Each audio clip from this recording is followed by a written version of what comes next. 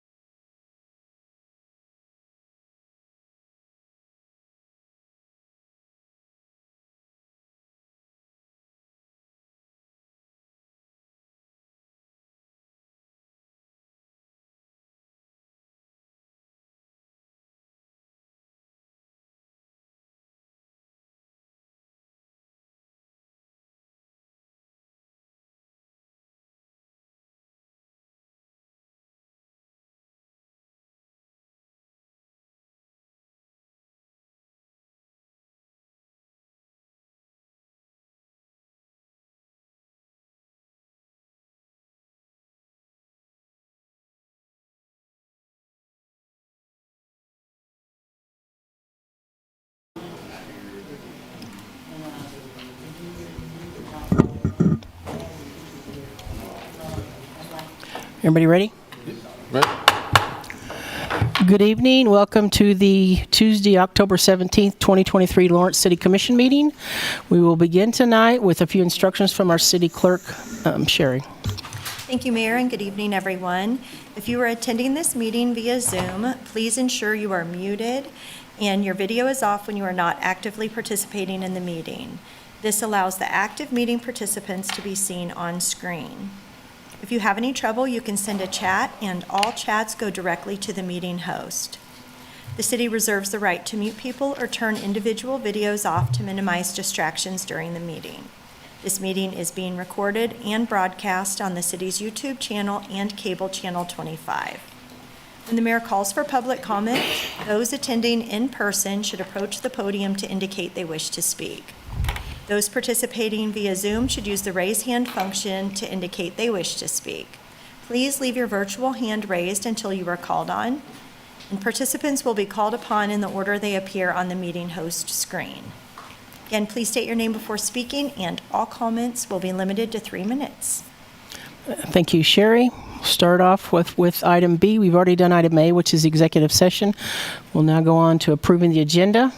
The City Commission reserves the right to amend, supplement, or reorder the agenda during the meeting. Are there any commissioners that would like to reorder the agenda? If not, I'll ask for a motion. Move to approve the agenda? Second. I have a first and a second. All in favor? Aye. Passes 5-0. On to item C, which is our recognitions and proclamations.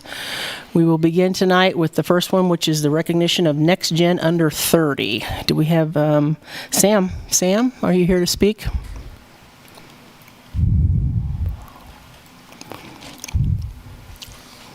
I don't know that I can, Sam Camp, Economic Development Analyst for the city. I don't know that I can necessarily speak for all the honorees from this year and last year, but I certainly appreciate the city taking the time to recognize the awesome young professionals that we have here in Lawrence. And we actually have a few in the back. I know we're going to have an opportunity to take a photo, so again, I appreciate that. Thanks, Sam. Thank you. I'll go ahead and read the proclamation. Whereas the NextGen Under 30 Leadership Recognition Program from the Kansas Department of Commerce was founded in 2021, and its mission is to identify and honor talented young Kansans, encouraging them to pursue their lifetime, family, and career goals in Kansas. And whereas Lawrence strives to be a city that provides all people and businesses the opportunity for economic security and fosters an environment that encourages young people to pursue their passions within this community. And whereas NextGen Under 30 recognizes and celebrates the next generation of creative, inspiring individuals who push the boundaries in various categories of endeavor. And whereas award winners are selected based on their participation and contribution to their communities. And whereas the honorees selected from Lawrence represent the talent, ambition, and knowledge that will define the future success of our region. Now, therefore, I, Lisa Larson, Mayor of the City of Lawrence, Kansas, do hereby encourage all citizens to recognize the young professionals in Lawrence who are honorees of the NextGen Under 30 program from the Kansas Department of Commerce. Thank you.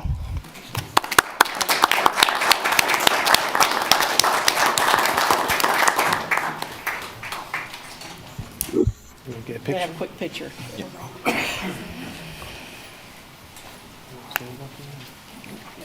Are all of us in it? Yeah, they're with us. Congratulations. Hey! Congratulations. Well, hello there, NextGener. What?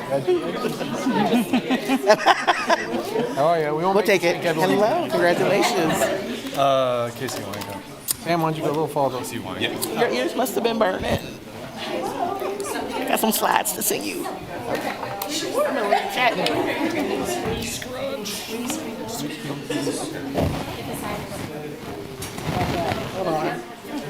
Can we get that chair? Somewhere somebody on Zoom is getting a whole lot of this stomach right now. All right.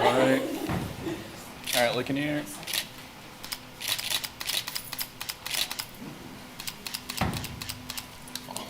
One more.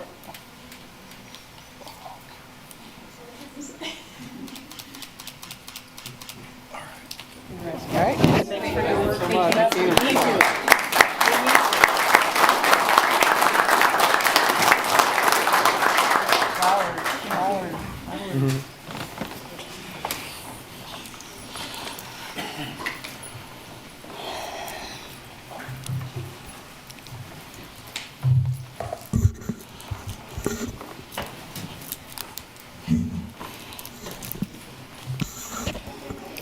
Okay, our next proclamation is to imagine a day without water, and I believe we have Trevor Flynn from our office. Hi, Trevor. How you doing? Good evening, Mayor and Commissioners. I'm Trevor Flynn, our Assistant Director with our Municipal Services and Operations Department. Tonight, I'm joined by Stephen Craig, our Treatment Division Manager, who oversees the staff that's responsible for our water and wastewater treatment operations and services. We are honored to be here and thank the Commissioners for this proclamation. Imagine a Day Without Water is a nationwide day of education and advocacy about the value of water. It is the responsibility of the Municipal Services and Operations Department to operate and maintain our 2 water treatment and 2 wastewater plants, along with the distribution and collection system into our environmental laboratory. It is our job for the community not to have to think about the importance of what we do by having constant and reliable service when they turn on the tap, run the dishwasher, or take a shower. It takes considerable effort, energy, and resources to constantly treat and deliver safe drinking water and collect and treat wastewater. But the most important aspect of this is the dedication and hard work of our staff for this critical service that must be delivered 24 hours a day, 7 days a week. I'd like to thank them for all that they do for our community. And with that, I'd like to thank you for this proclamation. Thank you. I'll read the proclamation now. Whereas October 19th, 2023 has been declared as Imagine a Day Without Water across the United States, encouraging all to highlight the critical importance of reliable access to safe and clean water in our lives. And whereas for years we have seen communities lack access to safe drinking water and clean sanitation, the crisis in Flint, Michigan, Jackson, Mississippi, and other impacted areas illustrate the severe impacts of what can happen to the health and well-being of a community without equitable access to safe drinking water. And whereas variations in weather patterns and the impacts of climate change are causing widespread drought and flooding conditions in regions throughout the United States, putting increased pressure on ill-equipped and unprepared water systems. And whereas water supply access is an ongoing issue across the western United States, including water resources in the state of Kansas, like the Kansas River, which is a vital source of water impacted by pollution, reservoir sedimentation, flood control, and harmful blue-green algae affecting public water suppliers and recreation. Whereas investing in our communities' drinking water and wastewater systems with improvements to infrastructure will secure a more resilient future to protect its valuable resource for future generations with equitable water access for all. And whereas the City of Lawrence recognizes that water access is essential to the quality of life of all individuals and acknowledges the importance of educating the public about the value of water and the importance of our vital water infrastructure. Now therefore, I, Lisa Larson, Mayor of the City of Lawrence, Kansas, do hereby proclaim October 19th, 2023 is Imagine a Day Without Water. And I encourage the residents of Lawrence to actively learn about community water infrastructure and to use our voices, both online and in person, to share why water is essential, invaluable, and in need of more investment to ensure its equitable access across the entire nation. Thank you.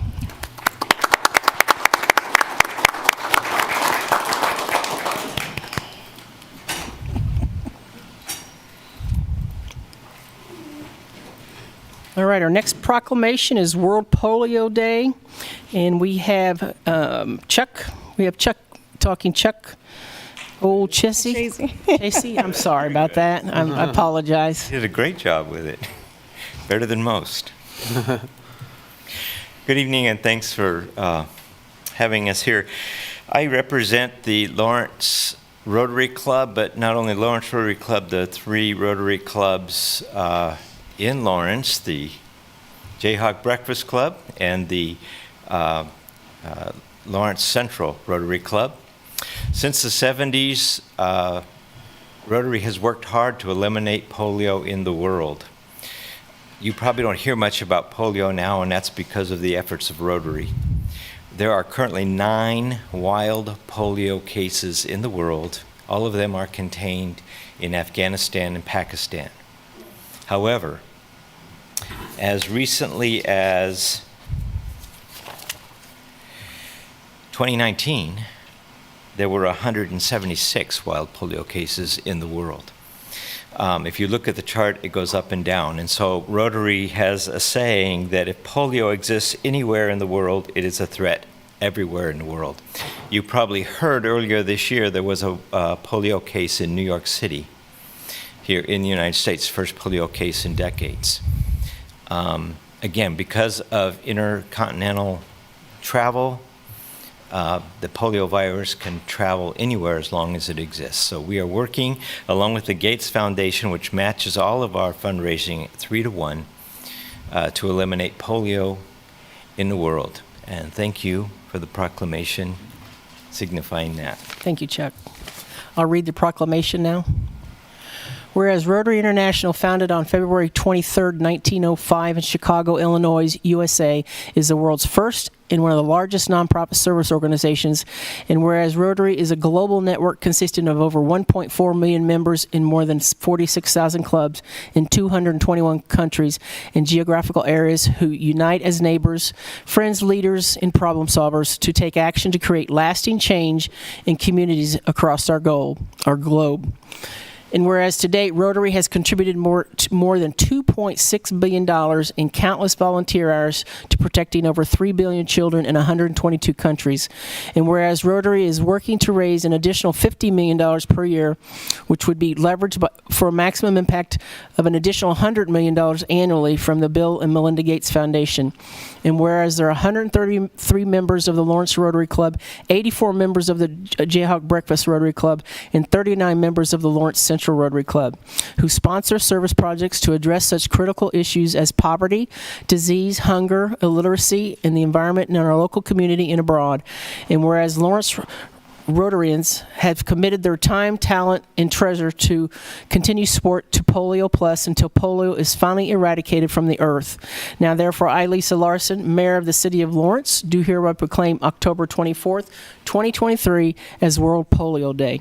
And I encourage all Lawrence citizens to participate in this observance. Thank you.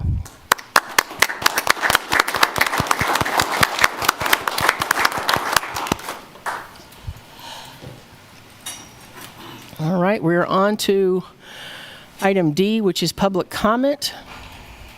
The public is allowed to speak on issues or items that are not scheduled for discussion on the agenda. Comments should be limited to issues and items germane to the business of the governing body. The commission will not discuss or debate these items, nor will the commission make decision on items presented during this time. Members of the public will be limited to 3 minutes for comments. So anybody who has general public comments on items that are not already on the agenda? Come on up.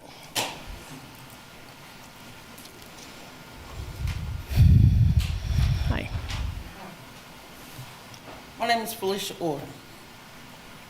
I just got here. I've been here 9 days, and I'm trying to get adjusted. We stay in a shelter, and in the shelter, we leave at 7 o'clock in the morning until 7 o'clock at night. But where are we supposed to go, and what are we supposed to do? I have no problem with it, and I do hold up a sign, a homeless sign, in between time. I done put out 12 applications and haven't got no return phone call. But still, it's still a whole bunch of time with nothing to do.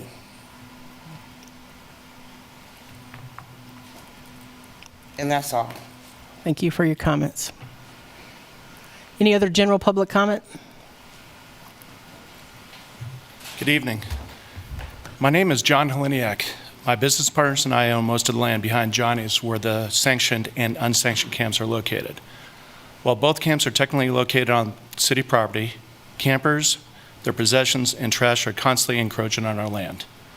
Because of this, I have spent 10 to 20 hours a week over the past 3 years, working with those who live in the camps, advocates, and city officials to keep the property clean, free of debris and illegal campers. It's a never-ending job. In the last 3 years, I have observed the same people continuing to live in the camps. There's little to no transition to stable housing. In my conversations with the people in the camps, very few have indicated their desire to move to the Pallet City because they are unwilling to comply with the Pallet City rules, which poses several questions. Are people not getting the services they need to help them? Or are some people choosing to live in the camps not as a temporary solution, but as a permanent one? If the latter is true, the people are choosing to live in the unsanctioned camp without rules. It's not a housing issue. The issue is that some people don't want to follow the rules, whether that is the Pallet City, the sanctioned camp, the shelter, or laws within our community. We need to send a strong message that we are here to help and support those who are actively working to help themselves and who take personal accountability to follow the rules that are then established to receive that help. Help is conditional. For those who aren't following the rules or laws, we must stop making exceptions, stop spending precious and limited resources, and stop making it easy and acceptable to take advantage of benefits with no accountability. Thanks. Thanks, John. Thank you. Other general public comment on items? Thank you, sir. Hi, my name is Carrie Martinez. Before I begin, I would like for every one of you on council to look at me. Look at my face. I'm one of the homeless in this town. I'm also a taxpayer. I'm a voter. And I put my money into this town. What you guys are allotting for LCS, it's a travesty. Ma'am, is this about the community Yes. shelter? And we're going to have that later in the agenda, and you can come and speak into that for 3 minutes. Thank you. Thank 'cause you. I have plenty to say. Other general public comments on items that aren't on the agenda? It's not on the agenda, like putting into like lower income housing, stuff like that. Go ahead.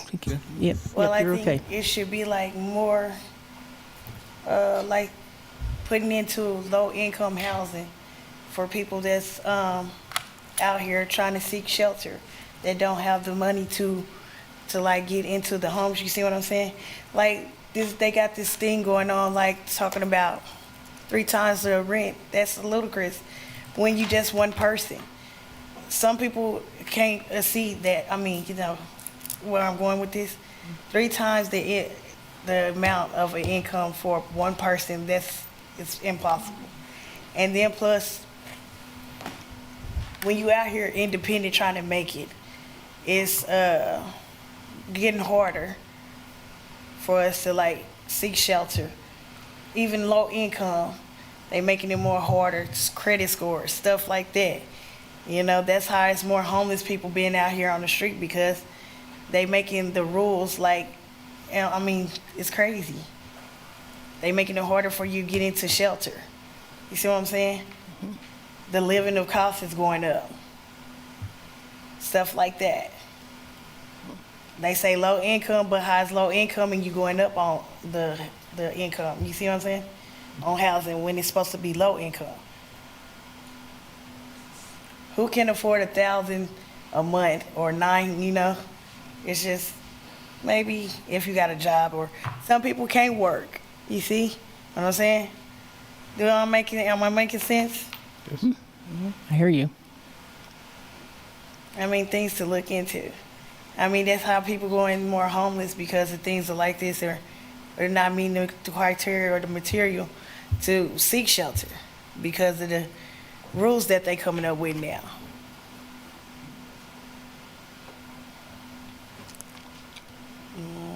Maybe I should take more time. Maybe I should take more time to dig into it so I can speak more on the conversation. So you can hear me out more on what I'm trying to go with this.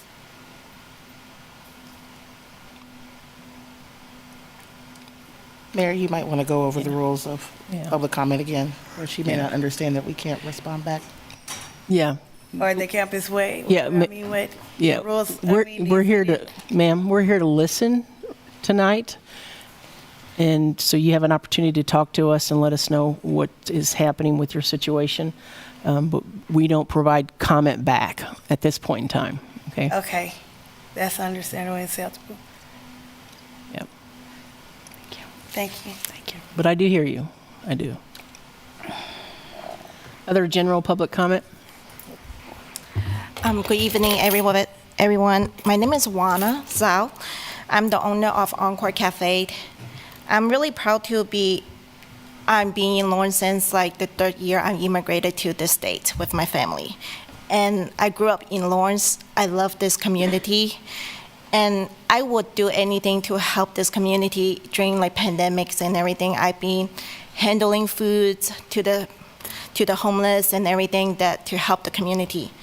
But for the last year, after we opened our door for dining for the restaurants, we've been having people that coming to harassing us, coming in.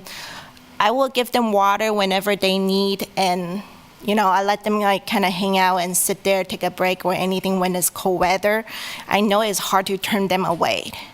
But I start having like people that like screaming at my restaurants and like just harassing, like, going around tables, harassing customers. In the meanwhile, they're having dinners. It just terrifying my customers, and my customers have been turning into friends. They're not just my customers anymore. The community, I cared. And I'm seeing less and less of my friends to come in to say hi to me, even waving at the windows because they're safety concerned.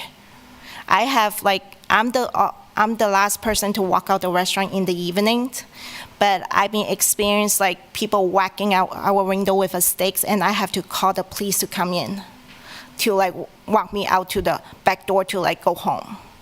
It's just the safety issues and that like I hope the city will bring up.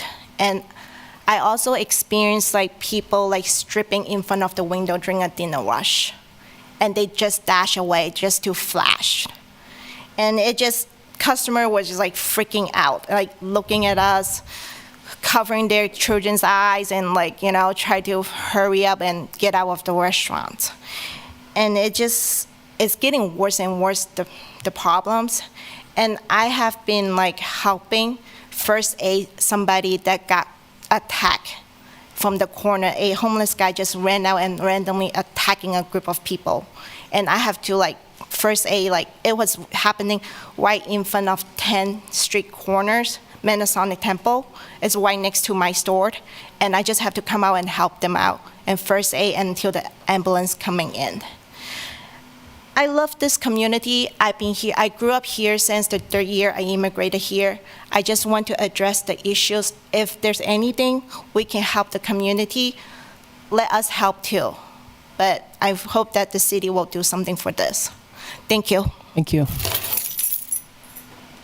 Other general public comment from the room?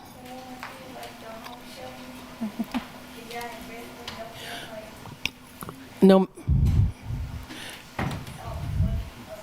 I can't hear. If there's no other public comment in the room, we'll go to Zoom. Oh, here you go. I'm Sean Wells, and Barry Feeker at our local homeless coalition meeting, he stated that contrary to the numbers that was in the point in time count in Topeka, that actually, and I don't know if it meant right in Topeka or what he considered his general catchment area, that homelessness had actually gone up to 600 or 700 people. And that he was saying that generally those point in time counts are rarely really accurate for all kinds of different reasons. And when people say, well, our homelessness has gone up here as compared to other communities, it may not really be the truth exactly. The other thing I'd like to address is like someone like Tristan Hollins. He wasn't from here, and I can't tell if he was let out of a mental hospital or the jail someplace. He was from Wichita, and there seemed to be no particular plan on getting him housing or following up with mental health services. The people at the camp said this man is dangerous before that stabbing ever happened. And when people like that do things, then everybody that's unhoused gets blamed. They're dangerous. They don't want help. And I'm told that there were people, in the service community that saw him, they call it decompensation, why he was not taken to the Treatment and Recovery Center for some kind of evaluation or something, forcibly if necessary. I thought that was part of what having the Treatment and Recovery Center was about, when someone, was, losing their balance, that they could be taken over there. And, it's my understanding that hospitals are letting people off at the Lawrence Community Shelter from the state hospital and another hospital in Kansas City, sometimes without notice, with no particular plan. I don't think people realize, I mean, there's a lot of aspects of this, what's going on. Somebody's put into a hospital to stabilize and then put back out to homelessness. Obviously, they have a lot of deep needs, and there seems to be no plan except, okay, you've got stabilized, but there's not a real plan afterwards. Thank you. Thank you, Sean. Other general public comment from the room?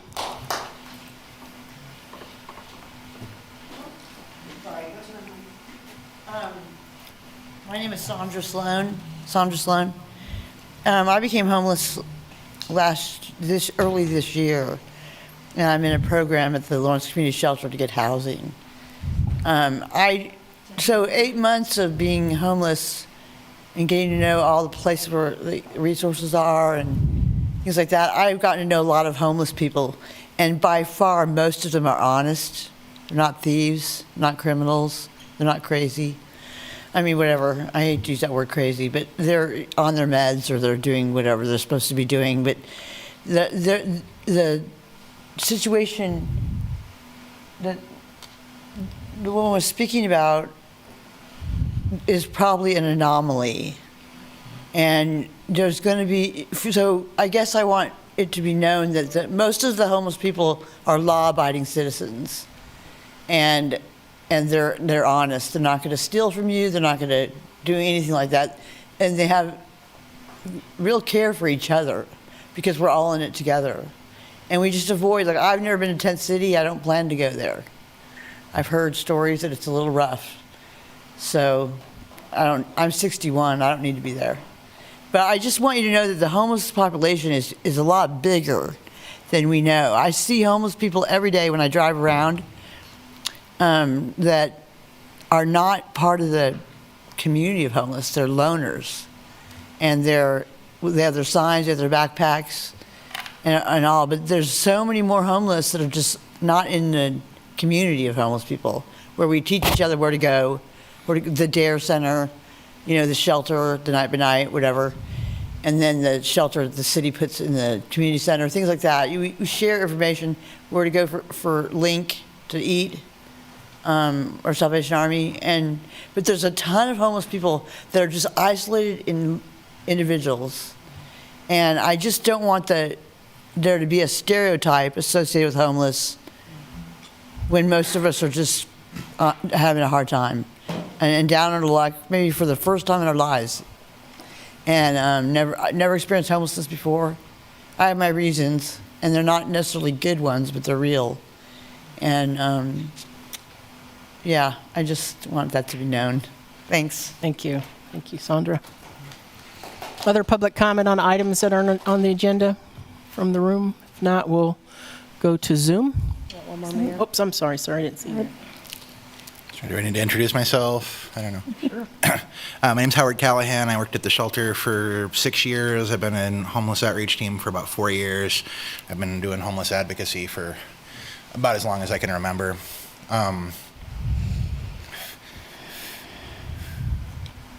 I see a lot of guardedness and mistrust in the overall conversation surrounding these issues. And I don't honestly know what to do about it.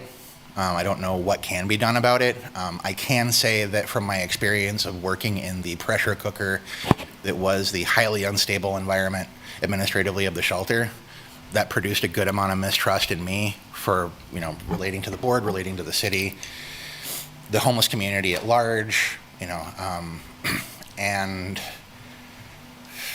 I have any number of things that I could say on this issue, but I certainly don't have enough time to say them right here. But I will say that if you are in a position of decision-making, administrative decision-making, I beg you to use as much patience and as much listening capacity as you have at your disposal to understand the guardedness from the homeless community, from the community of advocates, from the folks that do not trust that administrative solutions, as they have been done up to this point, were done in good faith, or that there will be better decision-making in the future without an effort made to substantively regain the trust and rebuild lines of communication with the people that are being impacted by this and the people that are on the ground actually having to implement whatever decisions are being made.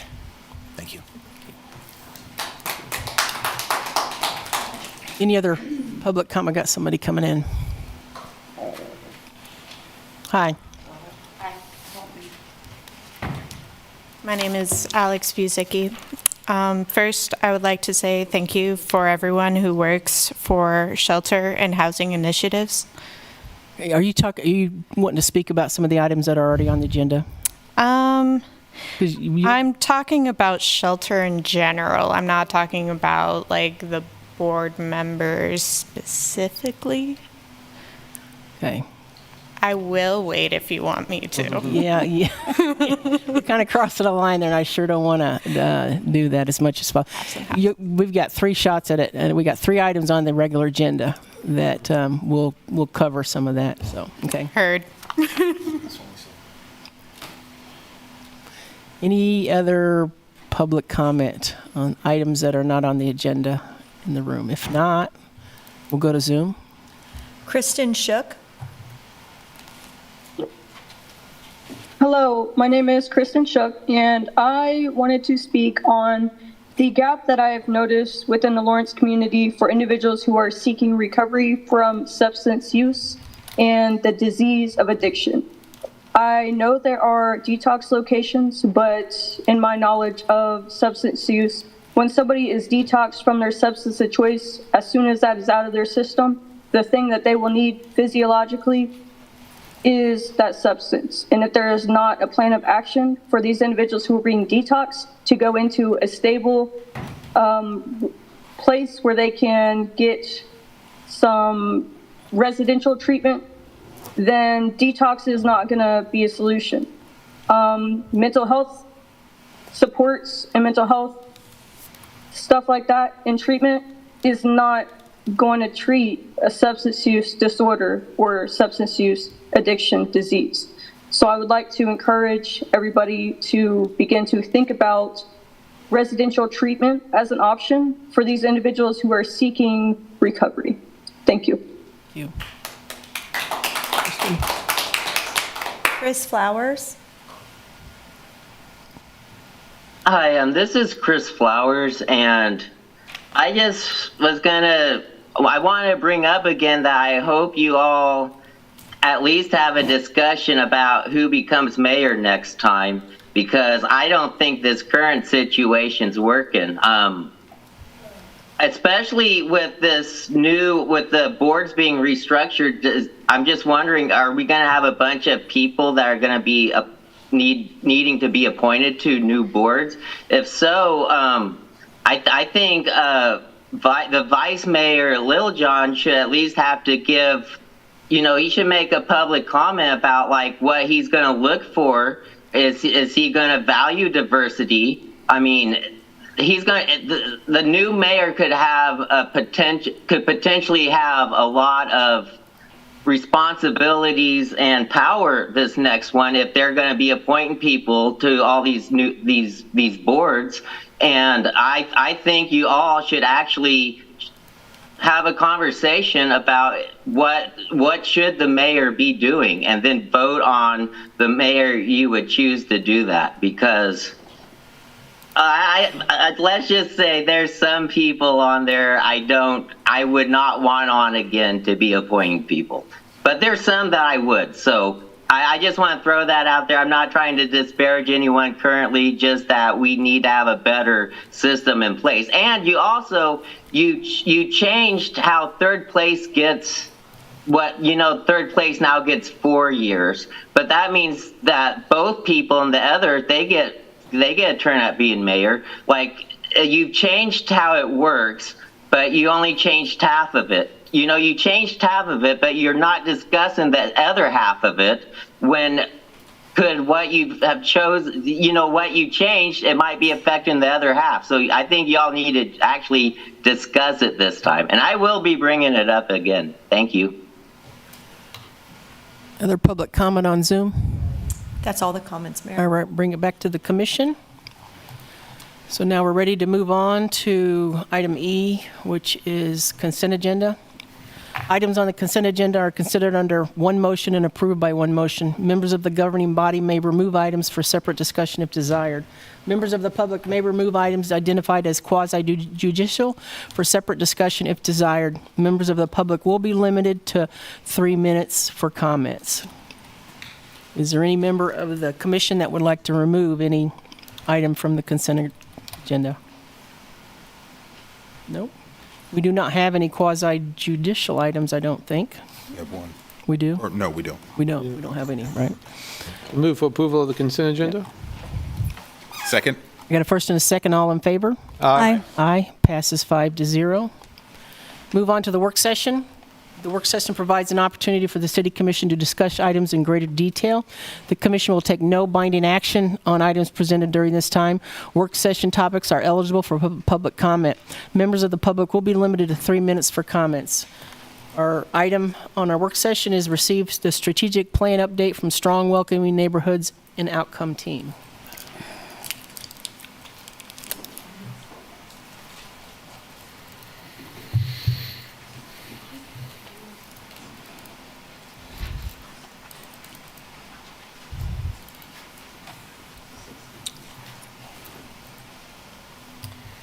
All right. Good evening, Mayor and Commissioners. Brandon McGuire, Assistant City Manager. I'm going to kick off the presentation, and I think usually you'd expect somebody from Planning and Development Services, as they they represent our Strong Welcoming Neighborhoods Champion Group. But I have been working with some of our homelessness initiatives and staff for a while, and thought I could provide some comments to try to tee it up for Misty here tonight. So we did present a couple weeks ago to the City Commission back in September and covered a number of topics, and there were some follow-up questions, and we wanted to address some of those this evening. Sorry, it's not advancing. There we go. Okay, we're good to go. So just a little bit of context. Strong Welcoming Neighborhoods references, it's a reference to the city's strategic plan. And it is one of the 5 outcomes. So the outcomes are the work that we do. It represents the work that we do. There's also 6 commitments in our strategic plan. And just for anybody who's not familiar with our 6 commitments, that's the way that we approach our work. And so Strong Welcoming Neighborhoods, when we talk about that, we're talking about working towards an outcome where all people in Lawrence live in a safe, functional, and aesthetically unique neighborhood, that they have opportunities that lead healthy lifestyles with access to safe and affordable housing and essential services that help them thrive. And so we measure progress towards our outcomes with key performance indicators. SWN obviously stands for Strong Welcoming Neighborhoods, and you'll see on the slide there are 14 Strong Welcoming Neighborhood KPIs, key performance indicators. What we're talking about is rooted in, and I guess you can't see my cursor necessarily, but it is rooted in Strong Welcoming Neighborhoods KPI number 6, which is the point in time count for people experiencing homelessness. And so this is just a restatement of Strong Welcoming Neighborhoods KPI number 6 and a high-level strategy statement. And the strategy is to create lasting solutions to connect people to housing and to make homelessness a rare, brief, and one-time experience. And so that really draws on language from Built for Zero and our commitment to ending chronic homelessness. We heard Sherilyn reference the point in time count in public comment, and just wanted to provide those numbers from the 2023 point in time count for Douglas County. And so you'll see the numbers here, 351 total individuals experiencing homelessness, and of those 95 are unsheltered. And so I think it is probably obvious, but to state the obvious, that we think is a grossly undercounted number. That being said, that represents a substantial increase compared to the 2022 point-in-time count of 232 total individuals experiencing homelessness. As you're aware, and we've talked about in different presentations or discussions, the city and the county are committed to the Built for Zero model or methodology, and a key piece of that is working on our data and our information. Douglas County is taking the lead, and Kristen Egan is helping with that from the Kansas Statewide Homeless Coalition, and I think doing some really good work to help develop the HMIS system, which is the data management system for service providers who are serving people experiencing homelessness. And through HMIS, that's how we populate that by name list. So a lot of work is going into that, led by Douglas County, and in partnership and cooperation with service providers around the community. So in addition to the city's overall strategic plan, which is a very broad strategic plan, we have been working for the last several years on some strategic analysis of the homelessness response system, as well as supportive housing capacity. And following the analysis on those topics, we have been working on a strategic plan specifically related to homelessness. And so that plan is called A Place for Everyone. And I just wanted to share this slide. I'm actually plagiarizing Leah Rosalind's presentation from several months ago. Thank you, Leah, but this visual I think is very helpful to show the extent of that plan, A Place for Everyone.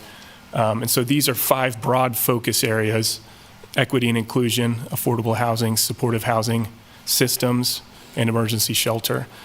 Within each of these boxes, there are in some cases several pages worth of needs that have been identified, and there are work groups around each of these focus areas working on developing strategies to address those needs.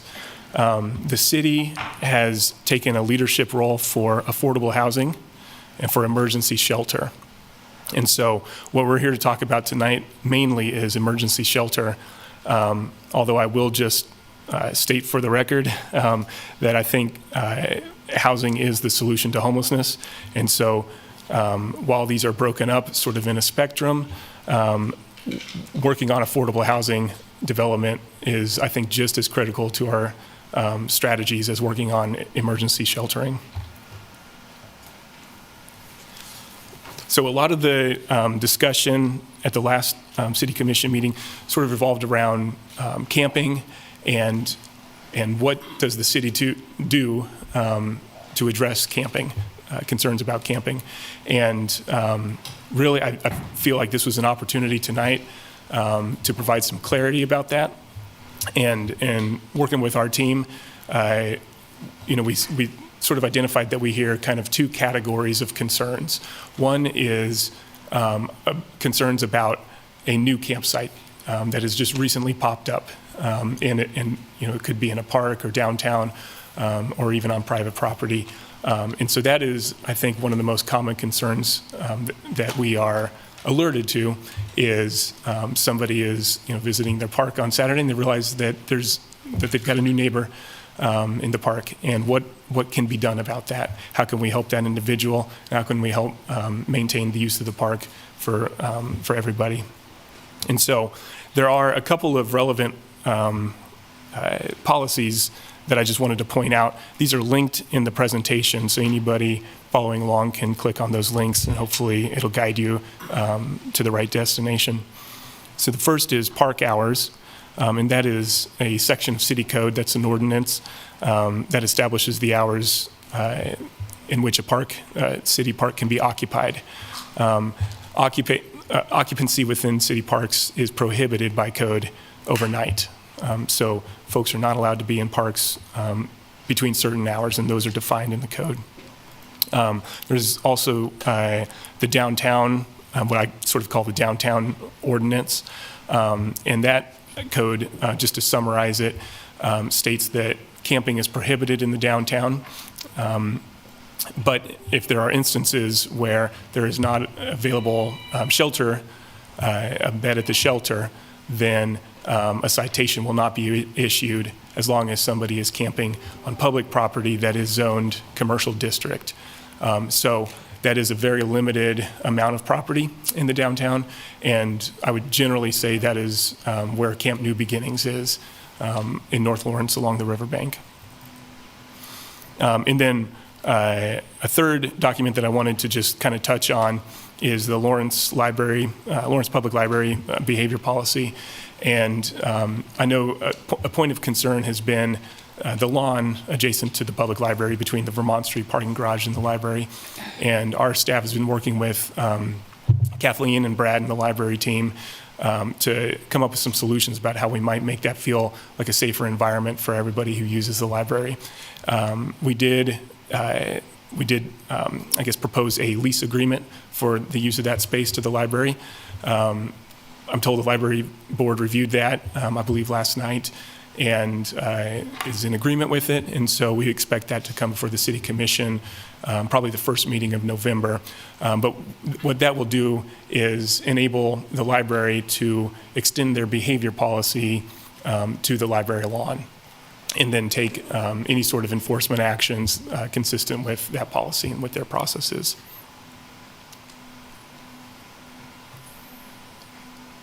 So again, kind of two categories of concerns that we're talking about. The first is, what do we do to help somebody who has established a new campsite?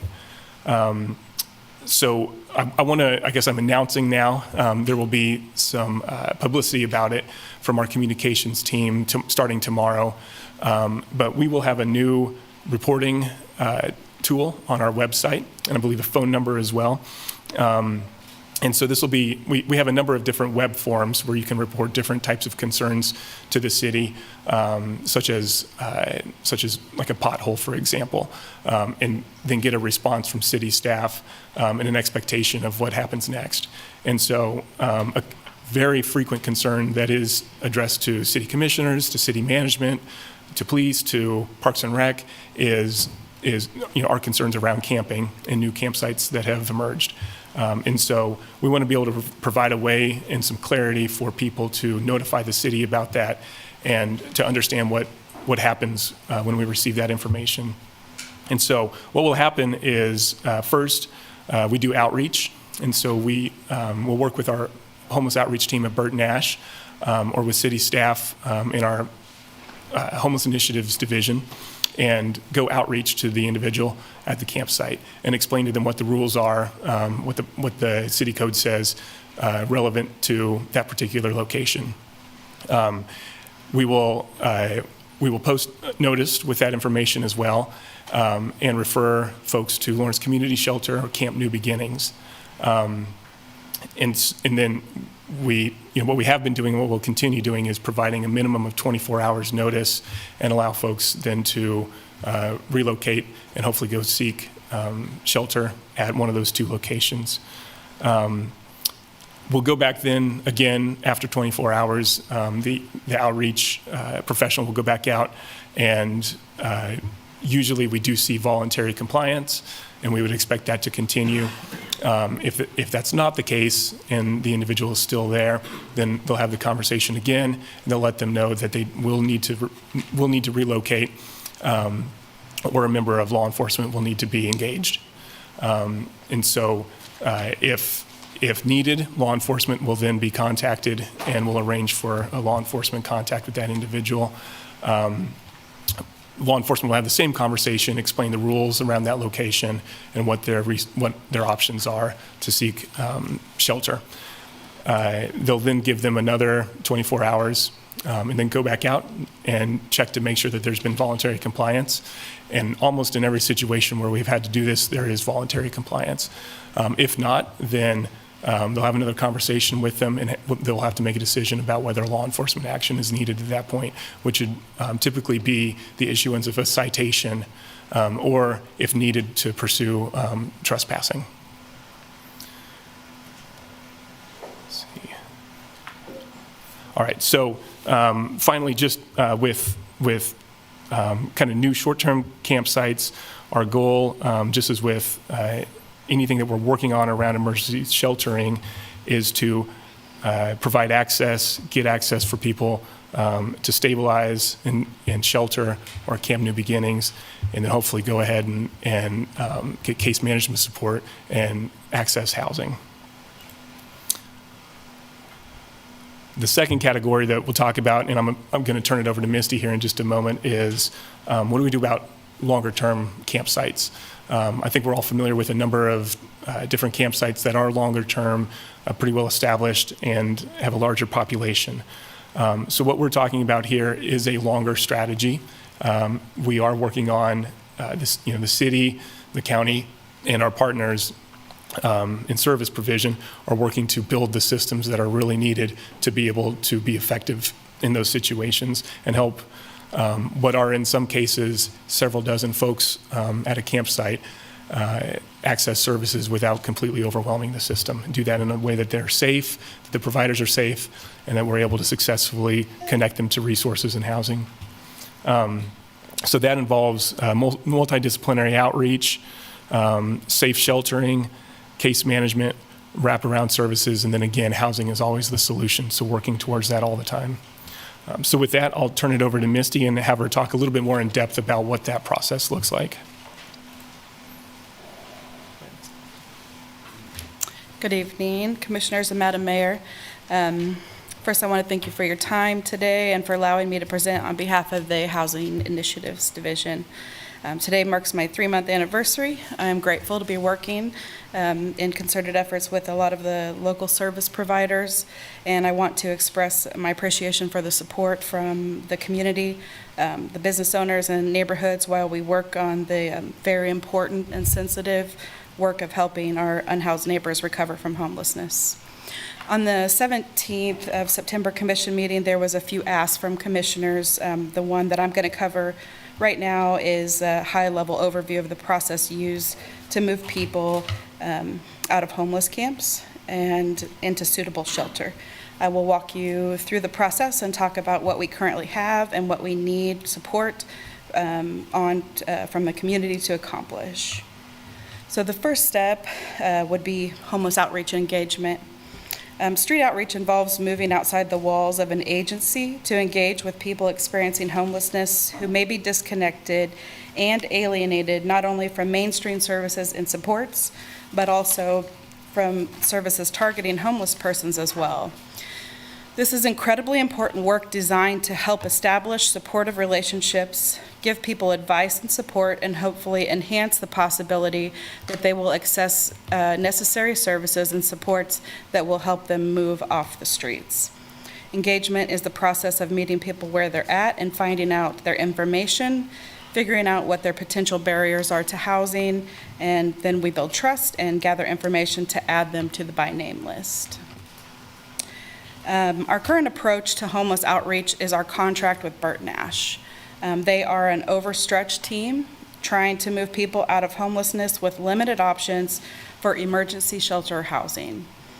The City of Lawrence funds Burt Nash Homeless Outreach Team in the amount of $579,000. We receive 6.6 full-time case management positions that work with the homeless in different capacities, such as operating a walk-in model of InReach, 6 hours a day of homeless outreach within the community, manning a phone line where individuals that are experiencing a housing crisis can call and look for supports. And then they have a justice involved program where a case manager is given our municipal court documents, and then they attempt to connect the individuals to their court dates so further criminalization does not occur. What I feel we need is a multidisciplinary homeless outreach team that meet people where they are and work on connecting individuals to the services and the disciplines they represent in a progressive engagement model. Whereas other approaches may be guided by a sense that providers can predict what kind of interventions are needed, or kind of a provider saying, I know what's best for you. Progressive engagement meets each individual or household where they are and is focused on housing. Progressive engagement assesses a household's unique strengths and circumstances to determine the lightest touch interventions required to resolve their immediate housing crisis. My vision for a multidisciplinary team would include peer specialist, recovery specialist, community healthcare worker, crisis-trained police officers, and a mental health professional. And that could be expanded upon, of course.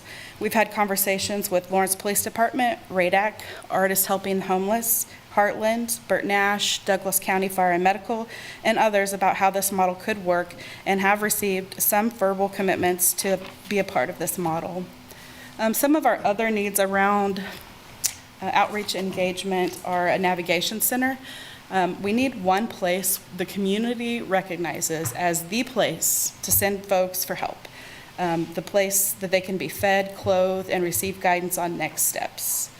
We need a unified use of our homeless management information system with geographical information. We're working with Kansas Statewide Homeless Coalition on becoming educated on how the current system can collect GIS data, geographical data. Regular and consistent documentation of outreach efforts decrease the likelihood of overlooking individuals experiencing homelessness who are most in need, as well as duplication of services. A systematic approach also allows greater participation from other partners and systems in the community and faster access to a wider variety of targeted and mainstream programs. Emergency shelter. So once we have gained the trust of an individual experiencing homelessness and they want to exit homelessness, the next step would be to offer them a suitable emergency shelter. Shelter is a basic human need crucial for survival in case of natural hazards and human-induced disasters, including conflict. It provides security, personal safety, and protection from the weather and prevents health problems and diseases. Right now, we have limited options that have eligibility requirements. We have a Lawrence Community Shelter that has a service model that offers programming and services to about 20 individuals. We have Willow for individuals experiencing domestic violence situation. And we expect to have Pallet Shelter up and running by December of this year. If someone is a violent or sexual offender, they are not suitable for Pallet Shelter. Due to its location within the neighborhood and with it being near a school, we feel that this population will not best be served by Pallet Shelter Village. Exiting chronic homelessness and entering shelter is a very difficult decision for a lot of unsheltered neighbors. The barriers that we have now of getting a person experiencing homelessness into a shelter makes it more difficult for them. The system we have now at our emergency shelter typically requires a referral by a particular agency who then has to complete a referral documentation and wait for approval. Our current emergency shelter system does not allow an adequate number of beds available to the population experiencing homelessness. None of our current emergency shelter systems or local nonprofit organizations offer emergency shelter for children or families experiencing homelessness. We have 17 households with children on our by name list, and many of those households are unsheltered. As we look at expanding capacity at LCS, we need to be cognizant of the need for a different place, not only for families, but also for individuals that may not fit eligibility requirements for Pallet Shelter. Cannot handle the congregate nature, individuals that cannot handle the congregate nature of LCS due to trauma or other reasons, but we need a low barrier start to ending that population's homelessness.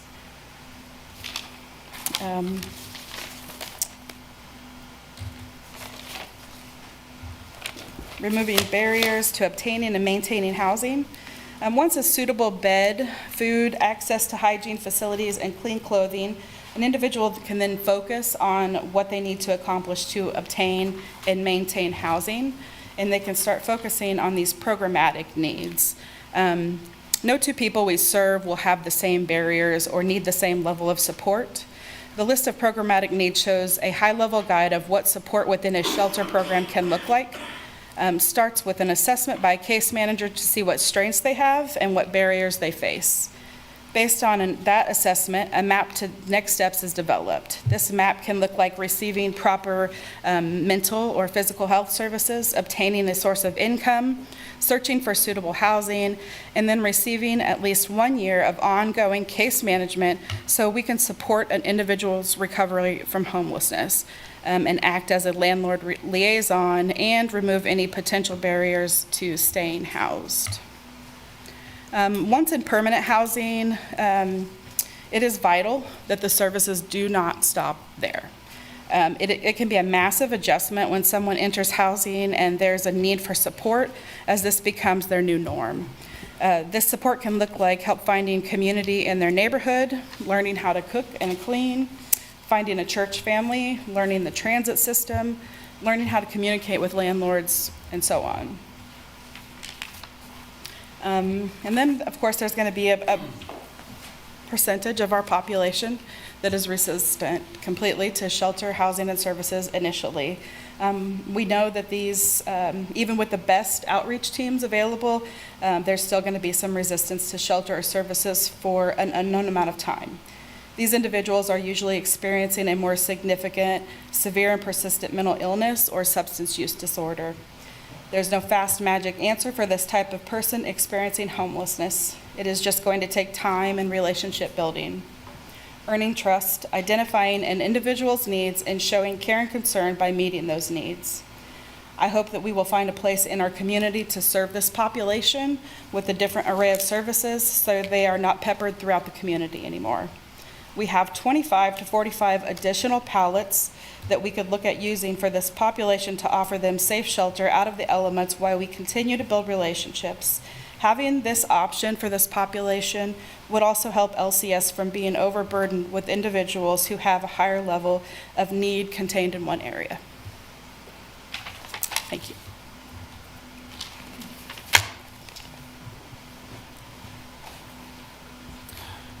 Okay, and then we just have one more slide, and this is just touching on a couple of additional questions that the commissioners had last time.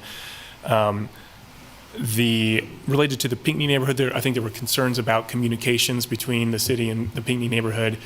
We have been working with through our communications team and homeless initiatives division team at communicating with them very regularly, sending out email updates, I believe every 8 days or so, and meeting with them in person as well. There was just another meeting last night. There have been a couple meetings in person with that group of representatives from the neighborhood, and I think that communication is flowing, information is flowing. They're getting answers to questions. I don't want to represent how they feel about the project, but I do think that they might state that they are getting access to information when that addresses their questions. Let's see. I did touch on this second bullet point about communicating ways to reach the homeless programs team. We think with the launch and the announcement of the web reporting form through our website, that'll provide a easy, that and the phone number, an easy way for people to get their concerns to us so that then they can see action. I'll say with winter shelter and with Lawrence Community Shelter, I think that's something we'll talk about on regular agenda with the funding agreement. We do touch on that in that funding addendum. And then the panhandling laws, there's a question about that. I apologize, but the code citation got cut off in the slide, unfortunately. But all I was planning on doing this evening was just kind of referencing the code that defines panhandling and aggressive panhandling in the situations in which panhandling would not be permissible. And then finally, the Pallet Shelter Village. I think Misty gave a good update on that in terms of the timeline for when we expect to be opening. I will say we've lined it up with the folks from Pallet, and they will be here the week after Thanksgiving to install the cabins with us. Construction of the private improvements, private infrastructure improvements is going well.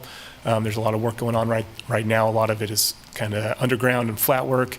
But that's all in preparation to be able to just come in that last week of November and drop the cabins on their pads. So looking forward to completing the construction project and operating that hopefully very soon. So that is it for the Strong Welcoming Neighborhoods update, and we'll stand for questions. We also have some other staff members if we need to engage them. Thank you, Brandon. Any questions from the commissioners? Staff? I have a couple questions. I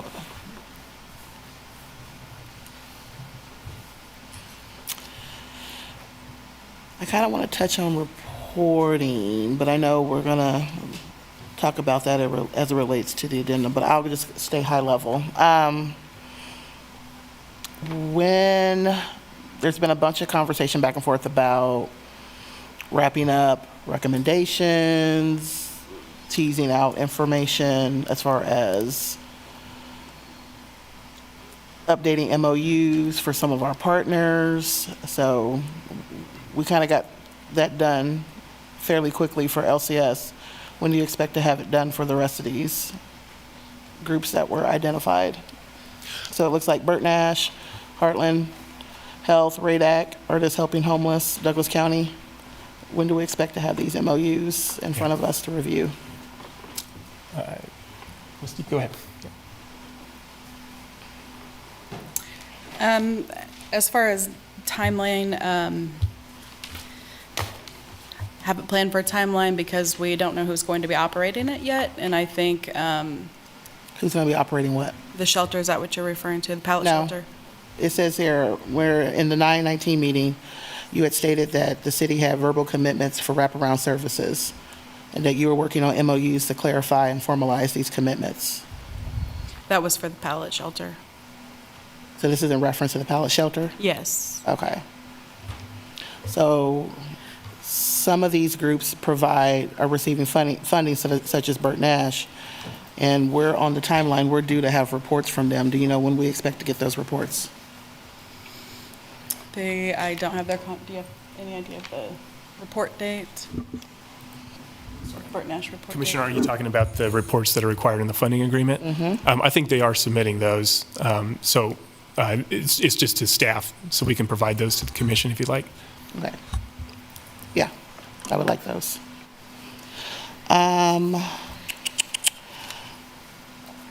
I can't remember when you brought it up in your presentation, Misty, but you, in regards to the outreach, and we were talking about moving outside walls, but you talked about Burt Nash had a walk-in in-reach model. Can you explain that to me? Yes. Currently, Burt Nash operates a few hours a day, I want to say 2 to 3 hours per day, where any individuals experience homelessness or a housing crisis can come in and seek guidance from a case manager. And those are the homeless case managers that we have. And how do they get information how does individuals get information to go in to see them?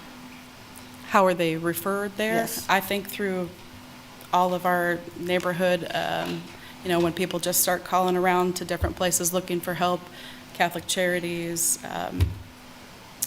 just wherever that door that they're going into, this is usually the place that they get referred to. And I'm speaking on what I was told to by Matthew Folk and the homeless outreach team, that they get a large part of these individuals in housing crisis, even if some of them are not experiencing a mental illness.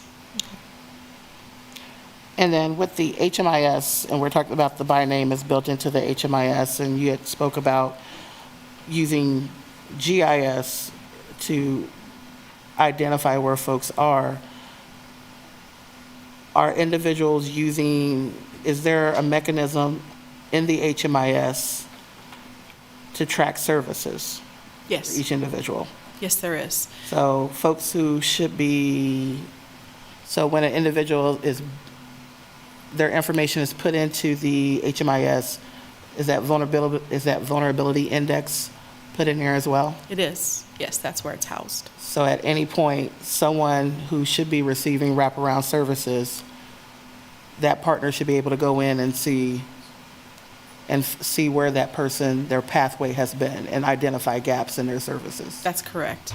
It can identify anybody that's participating in HMIS that's handing out a service should be listed under that individual. So if they're receiving a meal at Link and say Link was participating, that information could be there.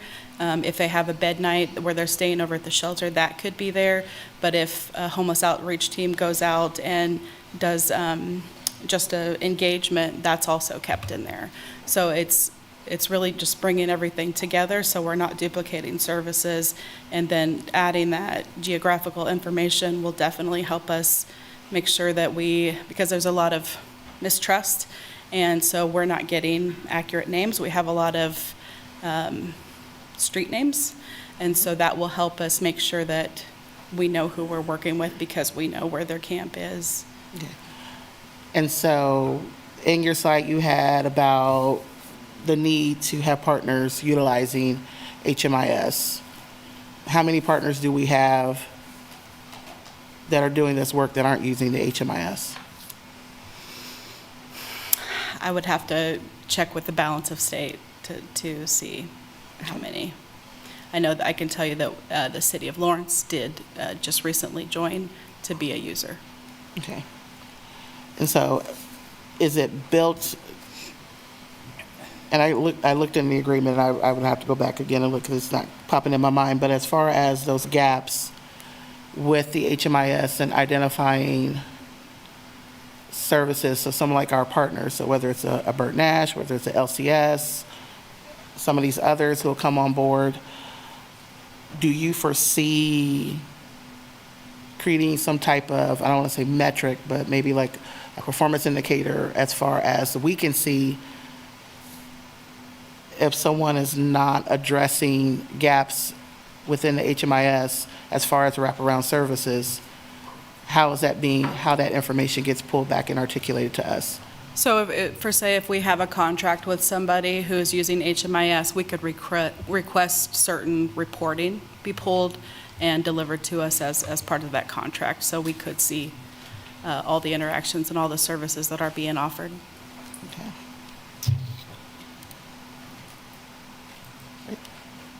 Any other questions? Any other questions? Oh, yeah, it was just one kind of adjacent to Commissioner Sellers' question. Along the lines of HMIS, do you have a time scale of what it would need, how long it would take to go ahead and get everybody on board so that we could, in a perfect scenario, have that one-stop recording that would be distributive?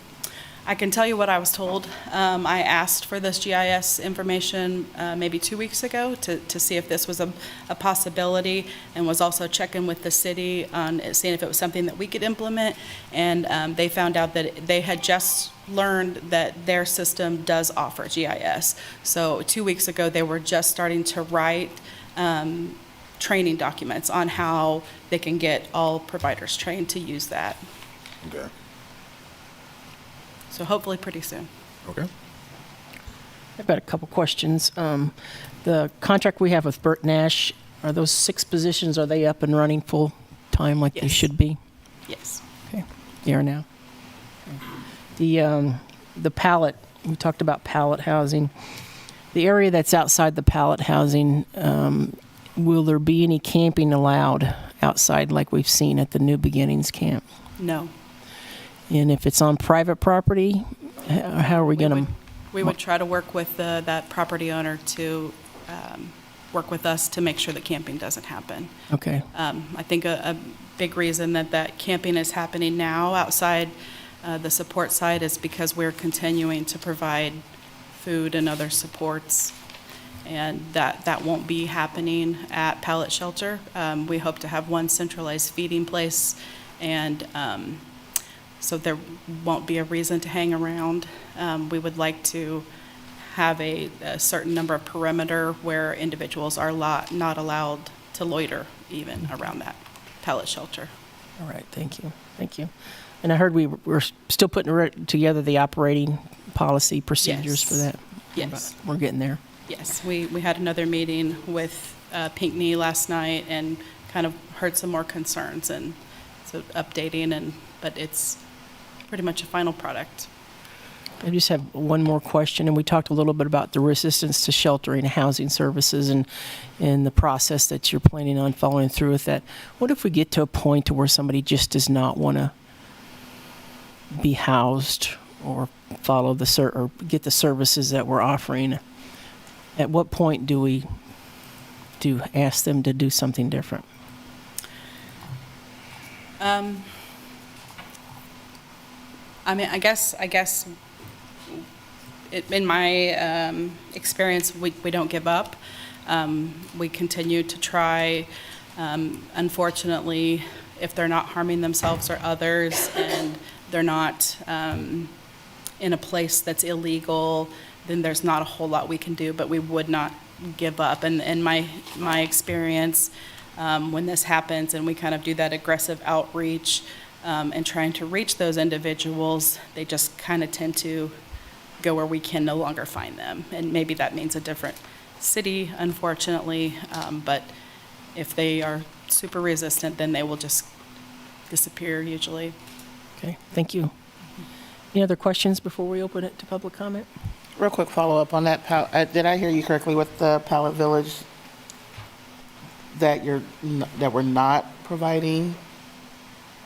The idea would be not to provide food there, but to send some folks elsewhere? No, we would be providing food to residents only. Okay. So like right now, anybody out that comes up to our support site can receive food. Okay. And then, I mean, this is leaning a little bit on Bert Nash, but so with the homeless outreach team, if their role is to connect folks to shelter and services, are services inclusive to health services, whether it's physical, mental, behavioral health, dental, all the things? Yes, I hope so, yes. Typically, when a case manager is walking through those needs, it's just kind of a priority list of what that individual needs to get housed and stay housed. So if they have, physical illness that they need to address, they need medications for something they're experiencing, that's a priority for a case manager. Okay. And since we don't have an interdisciplinary team yet, how's that being navigated currently? I believe a lot of referrals right now are made to Heartland Health, and they provide those services. Is that for all services, medical, dental, behavioral?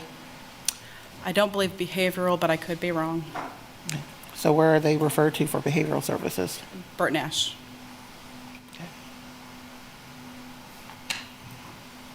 No other questions? We'll open it up to public comment now. Public comment on this item only?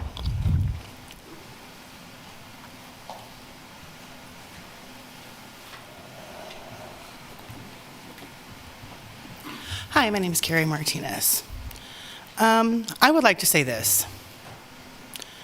There is a reason why the homeless don't trust any of you, because you guys have made promises time and time again for affordable housing, resources, and you never, ever come through.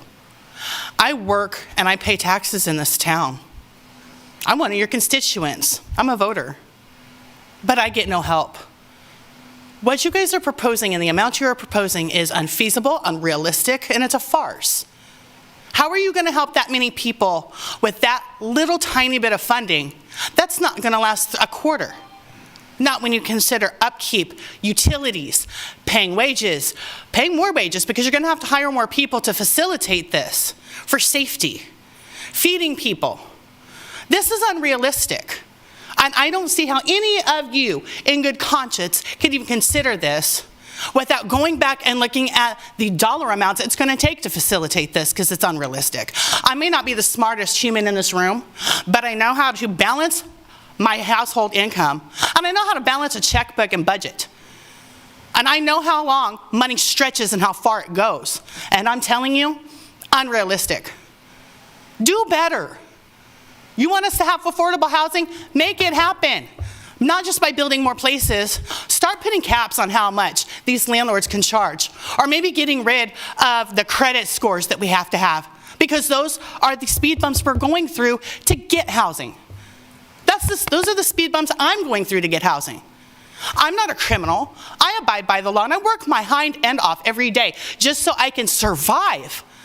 I'm going to have to work 2 jobs just to survive. My child and his girlfriend each work 2 jobs to survive in this town because it's astronomically expensive to rent in this town. My stepdad, he's looking at being homeless because he can't afford it either, and he works 2 jobs. It's not sustainable. You guys have got to do better. You make all these promises about affordable housing, and you have done nothing. Nothing. Nothing. We need help. LCS, they care about us, and they need help too. And we need you to overlook this funding, figure out what would be a more reasonable amount, and go from there. Because this cannot continue to go on. Not all of us that are homeless are criminals, and we're not all harassing businesses. Some of us work, a majority of us work. The ones that work and abide by the rules and abide by the law, we're the rule, not the exception. We need your help. A lot of you, I have helped vote a lot of you in. Remember that, we're your constituents. We're your people. So quit forgetting about us and quit passing us off to the next line. We need your help. So please, consider that the next time you decide on a proposal. Thank you. Thank you, ma'am. Other public comments on this item?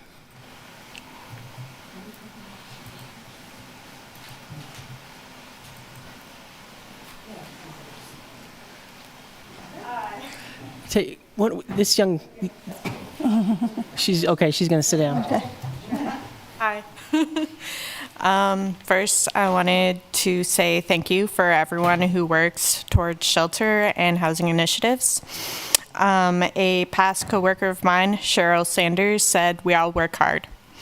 With the election coming up and with the change of board members for the Lawrence Community Shelter, I wanted to stress the importance of good leadership. Ma'am, are you talking about the board? No, I'm talking about shelter in general. I wanted to make that point. This is really mixed, and it's hard to pick one agenda item.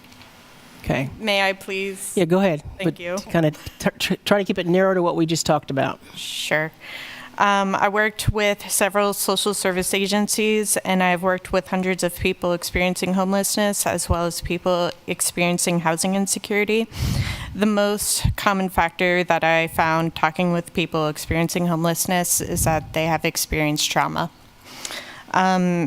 From my leaders, I ask that we don't perpetuate the narrative of blaming people experiencing homelessness for trying to survive. I don't want to hear this narrative in words or actions. I don't want to see camping bans enforced. Police involvement can be traumatic for a lot of people for a lot of reasons, and I don't want to see leaders who are going to increase the amount of police enforcement at shelters, sanctioned or unsanctioned. Please continue to invest in outreach services to work with people experiencing homelessness. Congregate shelter does not work for a lot of people. Please do not crowd people together. It's dangerous. I understand a lot of resources are needed in order to provide safe shelter, and that there are a lot of people experiencing homelessness in Lawrence. Lawrence needs to continue to provide safe, low-barrier shelter in order to protect its vulnerable populations from experiencing more trauma. I want to see more leaders that advocate for safe solutions and promote equity and ethics with their decisions. I want to see missions, policies, and procedures that reflects the assistance that's needed working with people who have experienced trauma. I want to talk about the importance of creating trust between the government, the non-for-profits, and the corporations. I think there have been a lot of changes that have transpired that have caused distrust between these different sectors. And it makes for poor efficiency.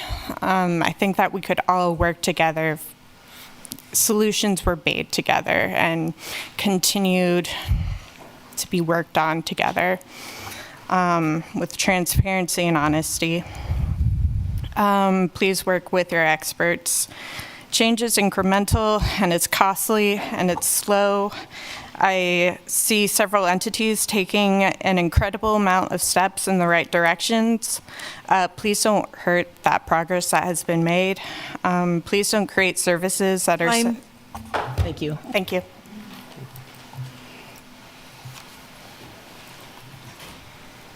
Are we talking about, can I? I tell you, if you could, she's been trying to get up here and talk. Come on up, ma'am. Yeah, come on up. Come on up.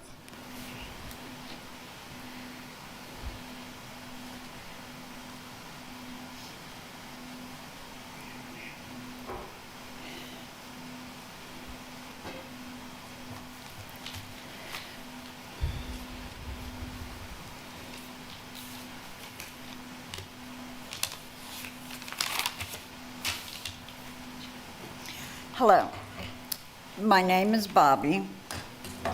I became homeless by coming back home to Douglas County. I came back to settle where I was born and raised and where my family has been since the early 1900s.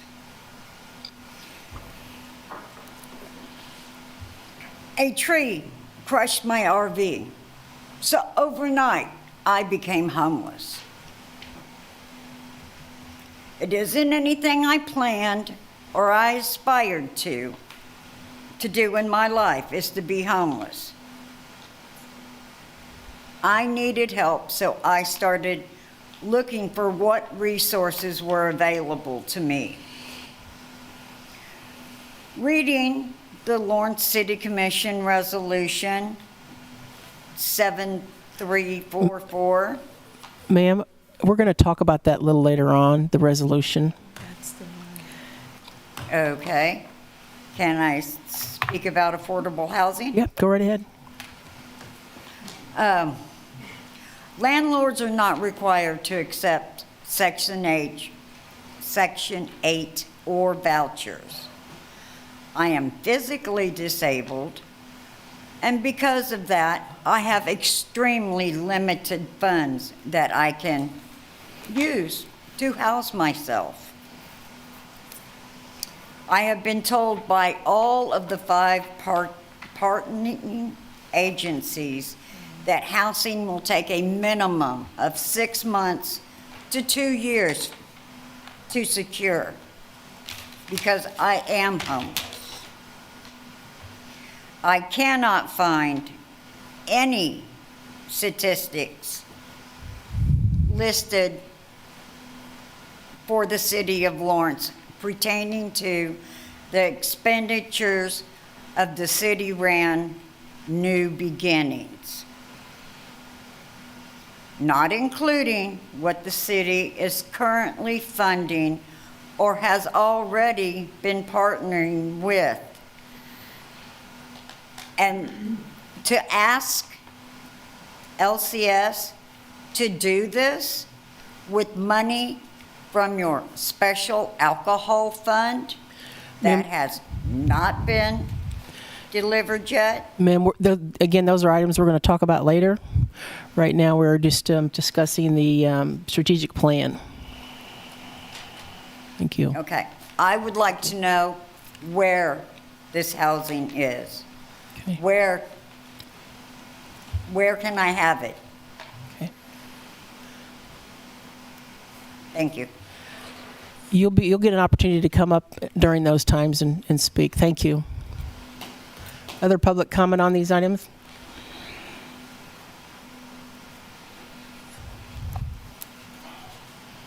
Hi, my name is David Baston. I just want to thank the city for the work that they are doing to address these problems. And I know you don't get any credit for what you're doing, and I know you're working very hard at trying to figure out these problems that the homeless have, along with tons of other stuff that's going on. And I just appreciate your time and the money that you're putting into it. I mean, in all actuality, the city doesn't have to put in no money. I mean, so what you are putting in, I really appreciate it, and I appreciate the programs that you're trying to get all linked together. And I just want to thank you guys. Thank you. Thank you, David. Other public comment on this item?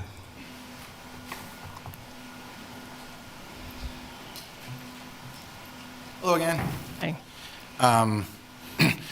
So just so you know, if you wanted to ask about the in-reach and the on-call stuff, I don't want to use my time for that, but I could answer all of those questions for you since that's what I do. And I see this sort of recurring pattern of a lot of conversation happening between city manager's office, city commission, administrators, and the folks that are actually doing that work on the ground, not so much included in those conversations to either clarify or point out problems. You know, there was a point at which I was damn near in tears talking to the guy that had Kristen Egan's job before her and her afterwards as well, that it felt like I was being asked to deprioritize my caseload to go out and get people into HMIS and effectively refer them back to myself. I mean, like, we're an outreach team that has, like, all of us have a caseload. All of us have a caseload. And if we're actually case managing these folks, like, yes, like when we're doing walk-ins, we do HMIS entry.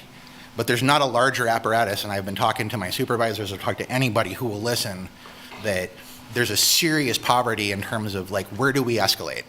Where do we, if we see somebody that has need beyond what we can, as our 10-person team, I'm not even on the city team, I'm on a state grant, but our 10-person team, if they have need beyond what we can specifically provide, where do I elevate that? I mean, there's not an apparatus for it. You know, we have major service gaps in this community regarding what exists at all, like in terms of behavioral health. There are no systematic services for people with intellectual disabilities or on the autism spectrum that have behavioral health issues beyond what a CMHC can provide. Nothing. There's not an active apparatus to help with folks that are elderly, that are experiencing dementia. And when those things pop up, we're the ones that get the call, and we have nowhere to refer them to. You know, we can go out and we can get the data, and we have been. There are 300 people on the coordinated entry list at the moment. I think that's probably about 200 to 300 short of what there actually is out there, but that number keeps growing. Also, I'm maddened by how much of the decision making ends up being complaint driven. Like, are we being focused on trying to be strategic about addressing needs, or are we running around chasing around complaints? It makes it literally impossible to get anything productive done if all we're doing is running around putting out fires. I have a lot more than I can say, but I want to stick on those 2 points. Thank you. Thank you. I'd like to say something about outreach. I worked, of course, Jill Joliker said, well, don't talk about what happened 20 years ago. But I worked as a peer provider for like 10 and a half years here. And we actually were very good at developing trust with people. We were really good at it, I thought. But I never thought that the state of Kansas, and to some extent our mental health center, valued that. And the state would come along and say to us, well, the important people to focus on are the ones that are already getting services. And we want a peer movement for the people that are getting services, that are already involved in the services, because they're the important people to serve. And of course, I myself and some of the other, we were pioneers. We did not agree. We felt like the people that were not connected to services were just as important to serve or more important given the circumstances. We went round and round the state about it. I will also say that we had lots of people of color come there. And I've counted up, and I maybe sent you an email, since that place closed, 18 people that either lived there or came up there. They're all dead now. Nobody ever died there. But I looked at some of those people didn't make it to 40. Some of them made it to 50. They weren't all homeless when they died, and some of them made it. I could count one person out of those 18 people that had maybe a natural lifespan. And a lot of them were Native Americans, indigenous, lots of them. And I actually had, she may have misspoke. I may have misunderstood, but I had somebody from the level of Andy Brown tell me, from what I could understand her, she didn't think our indigenous were much interested in recovery. And if Project Acceptance knew what was good for us, we would tell them to go. And I've told this story before. There was this sweet man, John Lowe, who wouldn't hurt a fly. And it was referenced in the paper years ago. My understanding, this man had been diagnosed with schizophrenia. He had a substance abuse problem. At the point I saw him, he looked malnourished, absolutely confused, and incapable of taking care of himself.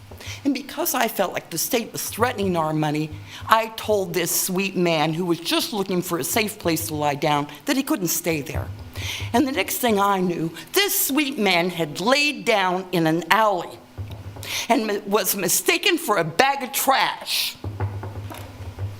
And then, when there was an article in the paper. Time.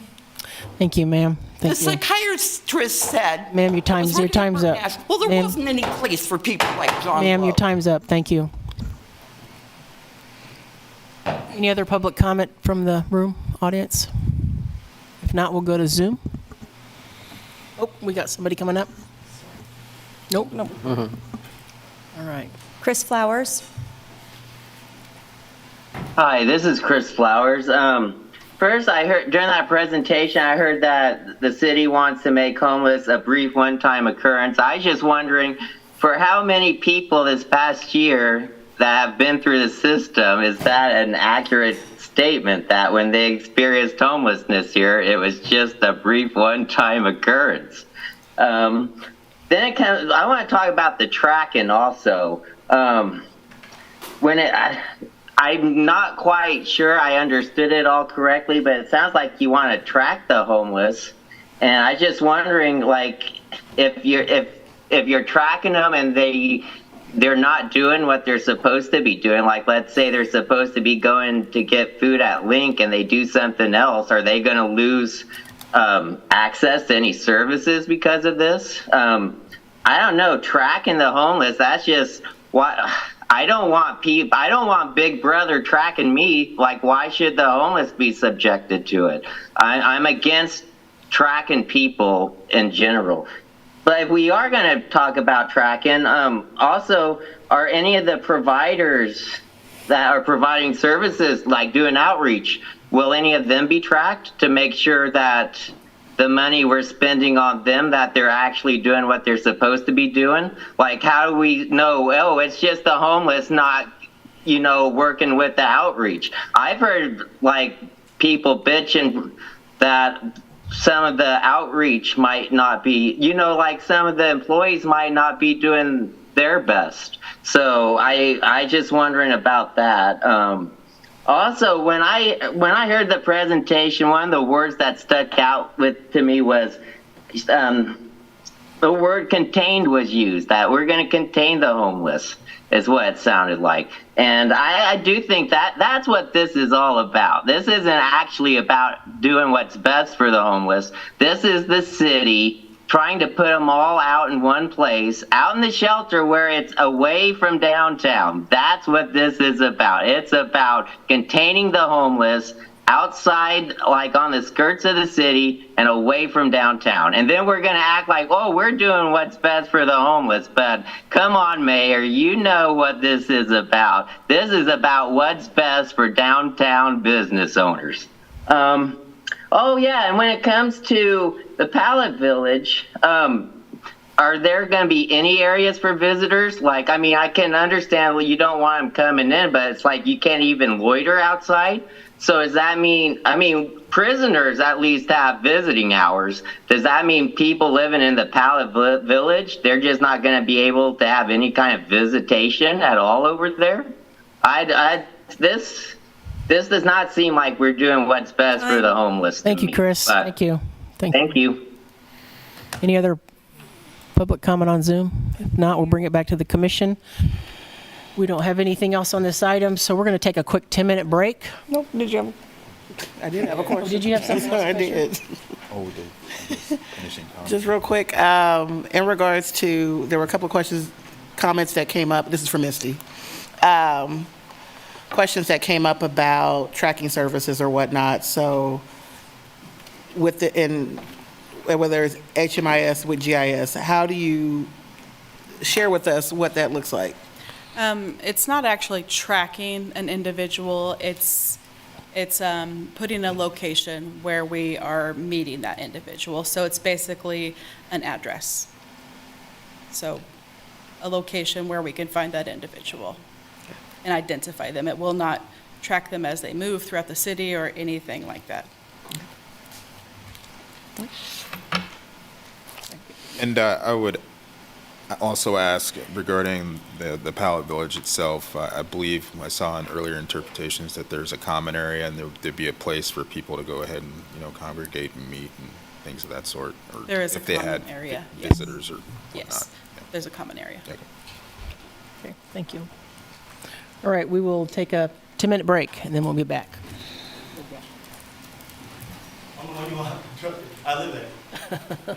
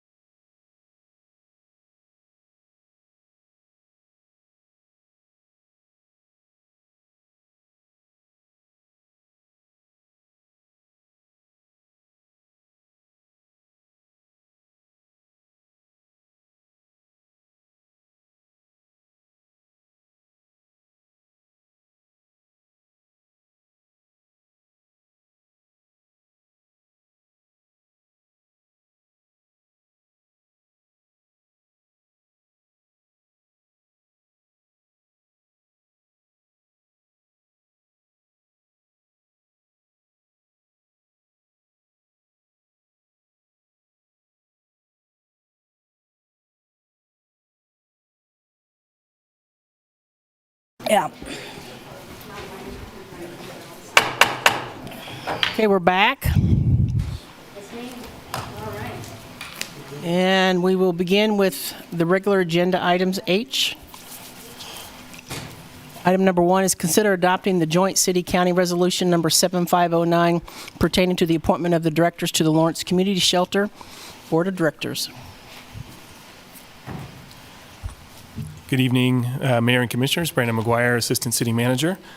So the item before you is a joint resolution that, if adopted, would establish the basis for the city and county commissions to appoint members to the Lawrence Community Shelter Board of Directors.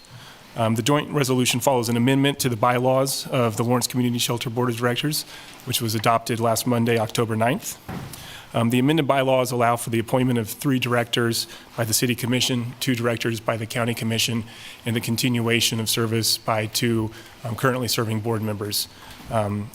Those are Charlie Bryan and Rebecca Gaston. The appointees will serve staggered terms of 1, 2, and 3 years, respectively, from the city. The county's appointees would serve staggered terms of 1 year and 2 years, respectively. And actually, I think I might have that. Yeah, I believe that's correct. The continuing LCS board members will each serve 3 years.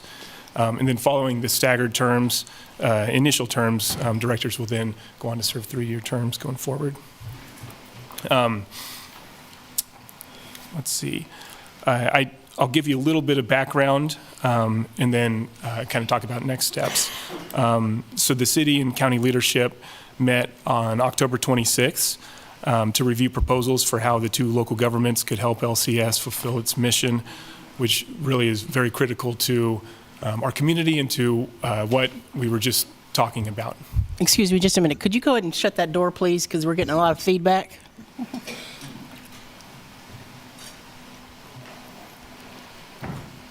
Sorry, I'll restate that. The city and county and LCS leadership met on August 26th to review proposals for how we can better work together and help LCS fulfill its mission. The proposals included offers of assistance with facility support, administrative support, recruitment of a permanent executive director, increased public funding, and service on the board of directors to provide stability. We also discussed the need for improved oversight of the local tax dollars that largely fund Lawrence Community Shelter's budget, and how this could be accomplished by enabling the city and county commissions to appoint directors. Of the various proposals discussed, we agreed to focus on the transition to a shared governance model first.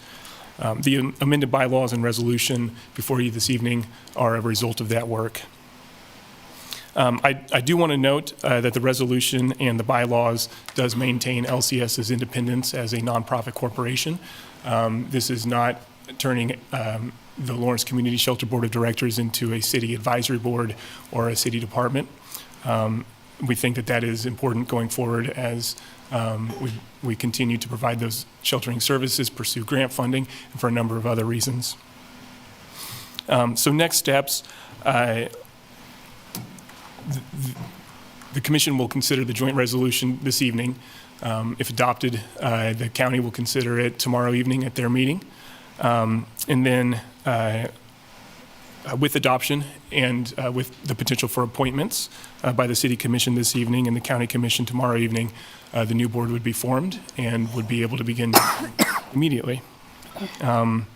So we anticipate that going forward, the city will be able to work with Lawrence Community Shelter to provide the support needed to both stabilize and sustain LCS as we work together to address emergency sheltering needs that are identified in our community's plan to end chronic homelessness, a place for everyone.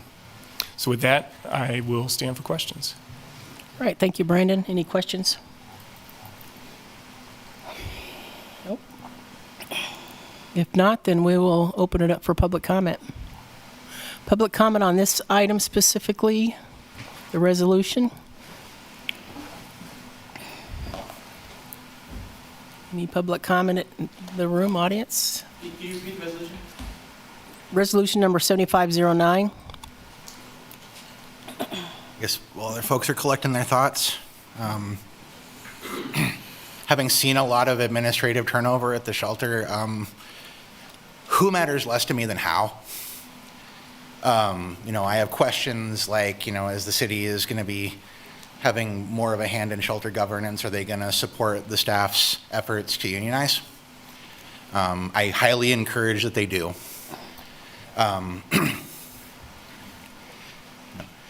It took a good 10 years to build a culture at the shelter when we worked there, when I worked there to develop a relationship with the homeless community where they felt like they actually had any kind of a stake or were welcome at the shelter. You cannot build a culture like that without empowering and enfranchising the staff to have a stake in how the operation occurs.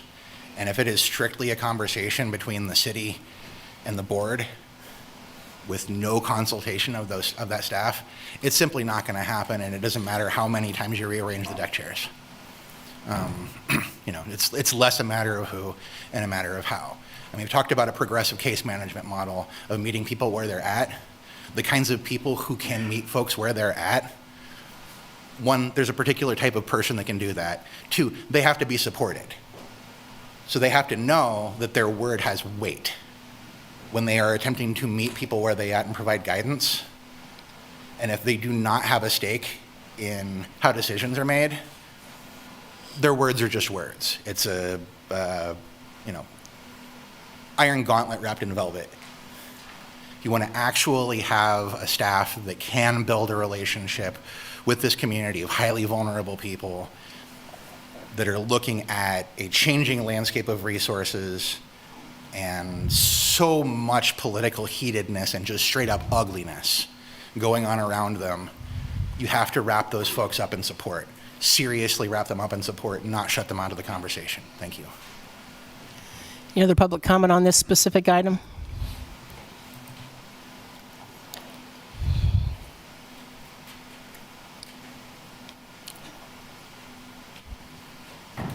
Just making sure I have the right agenda item. This is regarding the appointment of the directors for the. This is the resolution we're going to look to adopt the resolution pertaining to the appointments. We're not doing the appointments yet. Okay.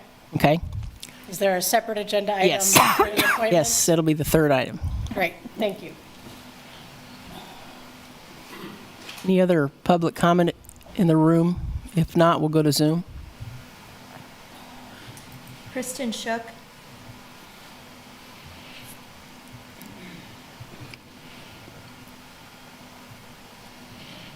Hello, this is Kristen Shook. I do believe it is important and imperative moving forward for shared governance models in the area of community needs and nonprofits in the homeless sector, in reentry sector, honestly, all across the board, because everybody that is working to help individuals, we need to work with each other, because there is no way that we are going to individually or within our own groups be able to make the impact that we need to have. Everybody needs to be at the table, especially if there are funds coming from certain spaces and allocations. I feel like it's very important for them to be at the table so they're able to be aware of what's going on and to be a part of the communication. Within all of the work that we are doing in the nonprofit sector and within working with individuals, it's just very important to realize that community partners are needed and everybody should be at the table so that we can better learn and work together to provide the complete and total wraparound services. Thank you. Thank you. Chris Flowers.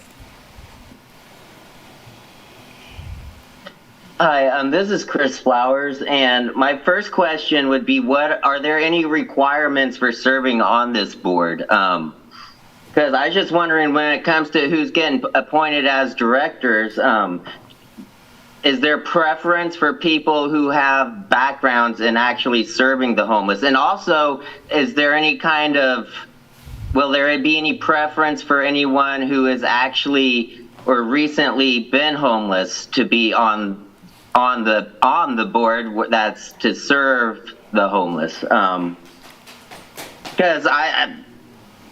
I think there should be some. I just want to throw that out there, and also when it comes to how people get appointed, does the city manager nominate people, or is it the mayor? And also, do the other commissioners, do they see who's applied to be a director, or is it just whoever the mayor has chosen, and y'all don't get to see who else has wanted to be on the board of directors?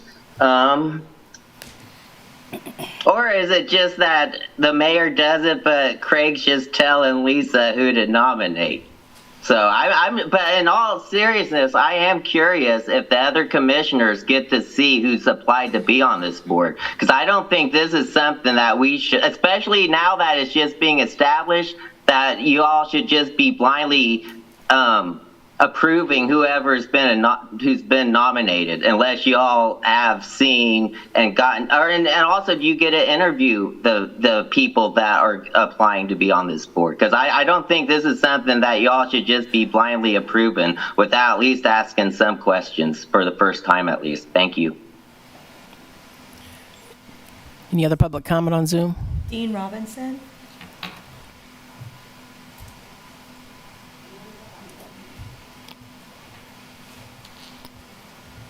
Dean Robinson?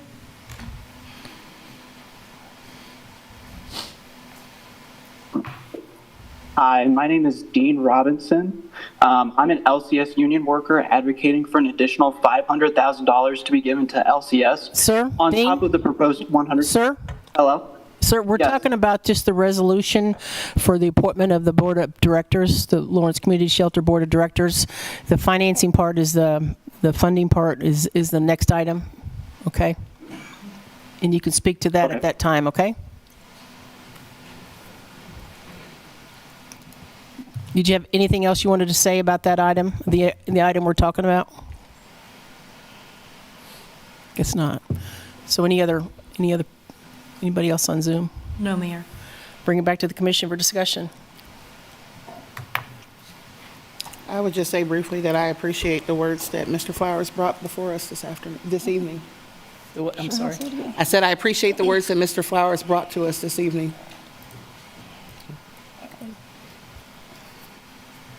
I appreciate the work of the current board of directors and the city and the county on bringing this to us. I mean, as we all know, it's a pretty common model, Burt Nash, Health Board, Housing Authority, LMH, so forth, where we have appointments to certain boards that we are major funding partners of, and so I think this is a good model for going forward, and I think it's a model that will help create stability for LCS for a long time, both having the city and the county being part of, more directly part of the funding mechanism, and we'll talk about that at the next item, but appreciate the work of the bylaws committee bringing that forward. Any other thoughts? I would concur with what Commissioner Finkeldice said. It gives a chance for a little bit more stability in that realm. You ready for the motion? Yep. Move that we adopt Joint City-County Resolution Number 7509 pertaining to the appointment of directors to the Lawrence Community Shelter Board of Directors. Second? I have a first and a second. All in favor? Aye. Opposed? Passes 5-0. Item 2, consider authorizing the city manager to execute addendum number 1 to the 2023 Lawrence Community Shelter Funding Agreement in the amount of $150,000 and approve a corresponding amendment to the 2023 adopted budget for the use of general fund balance. Good evening again, Mayor and Commissioners. Brandon McGuire, Assistant City Manager. The item before you now is a addendum to the 2023 Lawrence Community Shelter Funding Agreement. The funding addendum provides $150,000 from general fund reserves and comes in addition to the 2023 base funding agreement of $296,000 in special alcohol funds. The addendum also addresses several other needs, including the need to work on winter sheltering, the continuation of approximately 100-bed capacity at LCS, cooperation with the city for referrals to shelter, and with city programs, and data entry to the HMIS, which populates the by name list. The funding addendum, along with continued funding from Douglas County, is intended to sustain LCS through the end of 2023. We will also, in 2024, the City Commission adopted a budget with $2 million of general fund, plus special alcohol funds, and then we also have ARPA funds as well set aside for Pallet Shelter Village operations. So what we're trying to do with this funding addendum is bridge the gap to get LCS through the end of year 2023. And while we're doing that, we'll work on the 2024 funding agreement, which we anticipate tapping a large amount of that $2 million in general fund to fund the 2024 agreement. I will say I was reviewing the written correspondence that was submitted and attached to the agenda, and noted some concerns that $150,000 is insufficient. I just wanted to address that really quickly on the front end. I do know that Douglas County still has an additional $74,000 for their fourth quarter payment of their agreement. And then I just want to say that as we, with the action that you just took, and potential for additional action tonight, including this funding agreement and appointments, as we're able to work with LCS more closely and understand if $150,000 is not enough, we're happy to work with them to understand what that need is to get them through the end of the year. That's what we're committed to, is getting them through the end of the year so that then the 2024 funding can take effect and go into place. So I'd be happy to come back with a future addendum if needed, once we have a better understanding of what the financial need is from now until the end of 2023 for LCS. So with that, the funding agreement is pretty brief, concise. I think it's pretty easy to understand, and I'd be happy to respond to any questions. Thank you. Any questions for Brandon? Brandon, just to be clear, so assuming the county approves and we have a new board and they get to work and they come and request more money to provide more services, that could come to us even before the end of the year. Correct. Yeah, we would bring that to the City Commission. Yes. Okay. Thank you. Any other questions for Brandon? If not, I'm going to open it to public comment. Any questions? I do. I'm going to wait.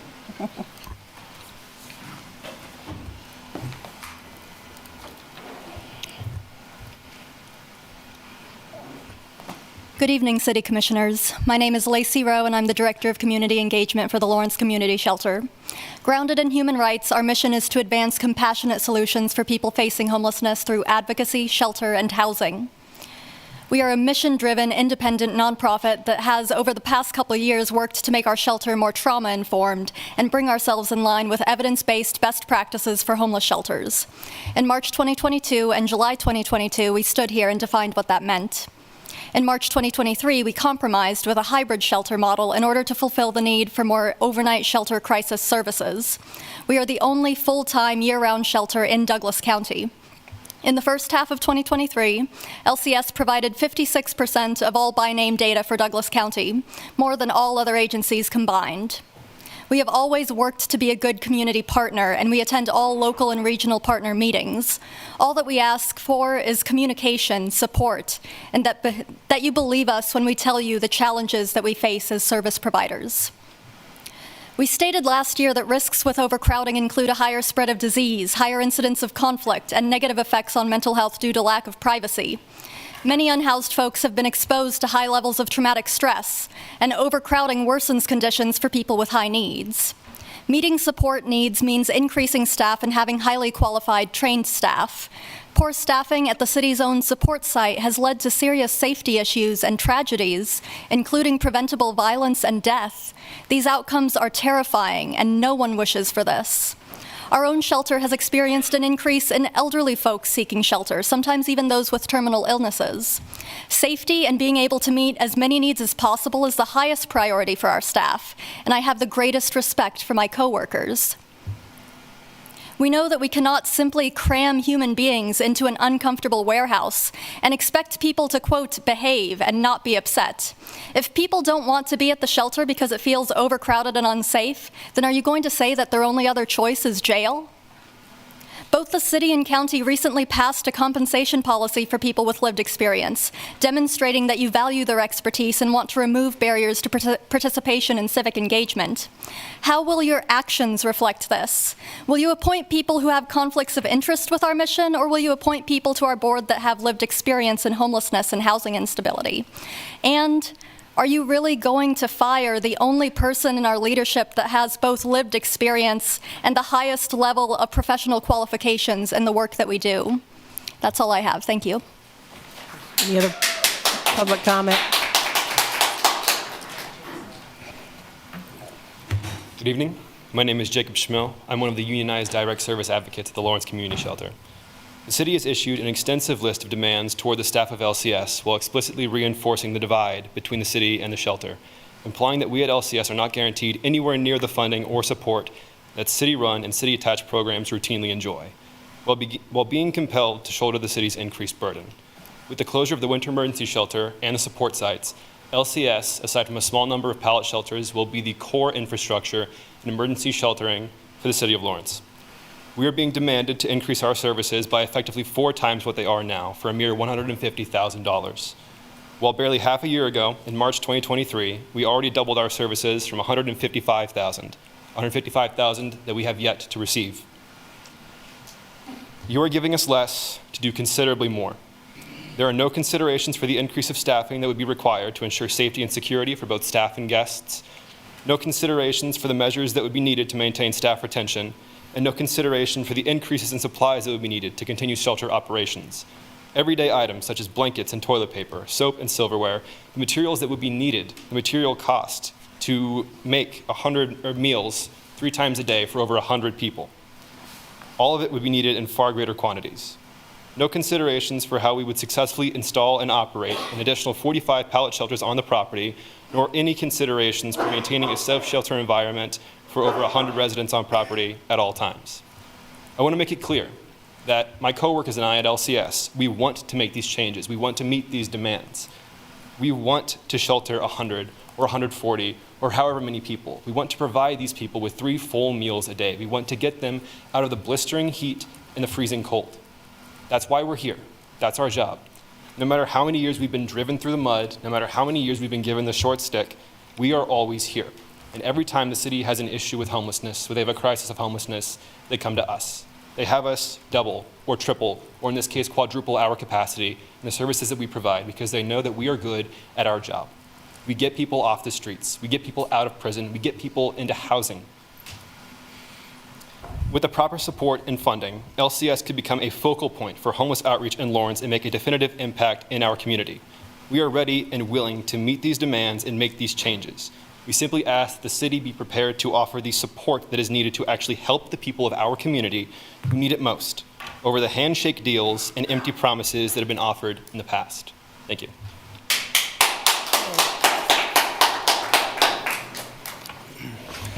Hello, Mayor and Commissioners. My name is Bella Kurtz. I have lived experience with homelessness, 9 years of experience in the IDD field, and I am currently the only in-reach case manager at Lawrence Community Shelter. We are the only low-barrier shelter in Douglas County and the region. Despite the information provided earlier, I currently case manage 30 continuous stay guests, hopefully 37 plus if or when the repairs to the Monarch units are completed. My counterpart, the mid-reach case manager, Savannah Fergus, case manages all night-by-night guests who want services. On top of my regular duties, I also meet with night-by-night guests as needed, help manage staff, assist in database management, facility cleaning, new hire interviews, and meal prep if needed. This is not out of the ordinary at LCS due to lack of necessary funding. Many LCS employees double duty to cover unfilled vacancies. As of September 2023, LCS has served 460 unique individuals. LCS has contributed 56% of the nameless data. This is compared to Burt Nash at 21%, Kansas Statewide Homeless Coalition at 21%, and Family Promise with 2%. LCS has also provided 51% of the VI SPDATS data for CES and HMIS. The next largest contributor is Burt Nash at 26%. These proposed changes would increase our current numbers, provide a day service program, and 3 meals a day. The promised funding to do this, however, would not cover our current payroll for more than 3 months. In order to safely make these changes, we would need not only to fill the current management vacancies, but increase staffing. On top of these proposed changes, the city and the county and the shelter have been moving towards a shared governance model over the last several weeks. We are told the city wants to do what's best for us and our guests, but in that time we have had many bad faith interactions, such as city staff entering private property to measure and chalk out spaces for pallet shelters without notice, as well as several other organizations and guests reaching out to ask us questions about proposed changes the city staff have claimed were taking place within the LCS service programs. As the city moves forward in good faith with the joint governance, there needs to be more transparency and communication from the city. Discussing your plans and goals with the agency you want to carry them out would be beneficial to all sides. LCS could be the agency to oversee all of the emergency shelter services in a way that shows our dedication, service, and passion for any program. You just have to take the time to work with us and listen so we can all be successful in our joint mission. Thank you. Other public comment on this item from the room? Good evening. My name is Jamie Price. I am a long-term community member of Lawrence, been here 34 years, and a past shelter board of director. In terms of the $150,000 proposal, thank you. That's great, but there's an outstanding debt that hasn't been paid yet regarding the increase of shelter services going back to March of 2023. The $150,000 won't cover that debt, nor will it cover the increased proposal in the funding agreement. The funding agreement's asking for day services, which is undefined. What does that mean? It's asking for 3 meals a day, and as you've heard, there's not even enough to pay the payroll. City staff seem surprised by that, but yet they attend the board meeting every month, and they have access to the finances, and I appreciate that it was stated this evening that there's some county funds coming, but those are also in the projections, as noted in the projections, that the city has access to. So I think in order to keep folks safe at the shelter, both the staff and the members that are going to be living there, we need to make sure that we don't have an evergreen agreement for $150,000 that says they'll continue to provide that level of service even without funding, which was in the agreement, that the agreement covers all of the services that they're asking for, and that those services are well defined, and that they are adequately staffed with trained staff so that we can keep both the shelter guests safe as well as the employees that work at the shelter. Thank you for your time this evening. Thank you.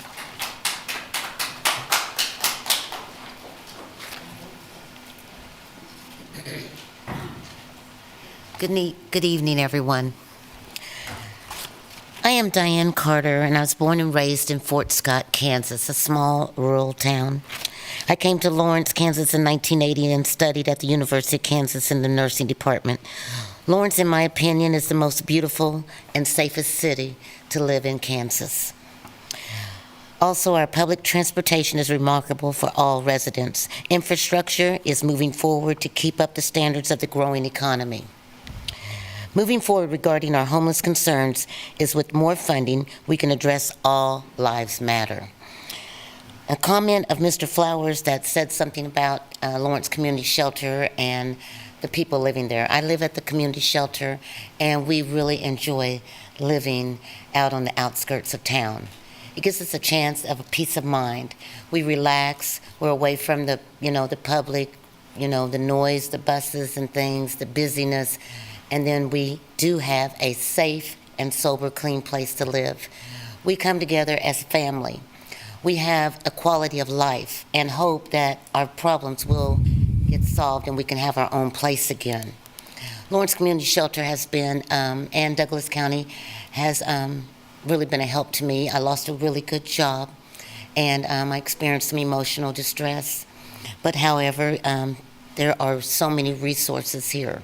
And at Lawrence Community Shelter, we come together, and then we can pass on resources, employment, things that moving forward with the strategic plan that we've always talked about, that we're encouraging, is that we would like, I think that with the new members there for the board of directors, we could talk about as far as getting employment counselors at the center.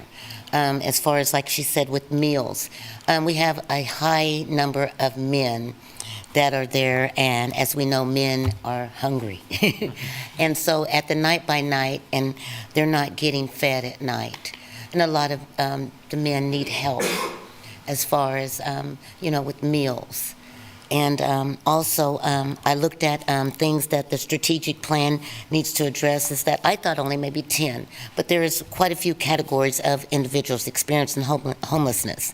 And with this strategic plan and the funding as we get it, there are young men and women. We have lots more people coming from out of state now at our shelter. Texas, California. I'm meeting people every day. Single, divorced, widowed men and women. We have senior citizens, veterans, domestic violence victims, disabled individuals, the LGBTQ, the genders, mental illness, addictions, just released from incarceration, institution. Thank you, Diane. Yes, Thank you. so, Thank you. we do need... your time's up. Thank you, Diane. Thank you so much. Thank you. And could I just say one thing? Our essential thing is that we have got to get and help with Bert Nash, help Thank you. them to get more case managers. Okay. Or we need to get Thank you, Diane. homeless, okay, Yeah, thank you, ma'am. their Yeah. identity. Yeah. So they That's can it. move forward to get Okay. a job. Next. Okay, Sorry. thank you. Thank you. Good job.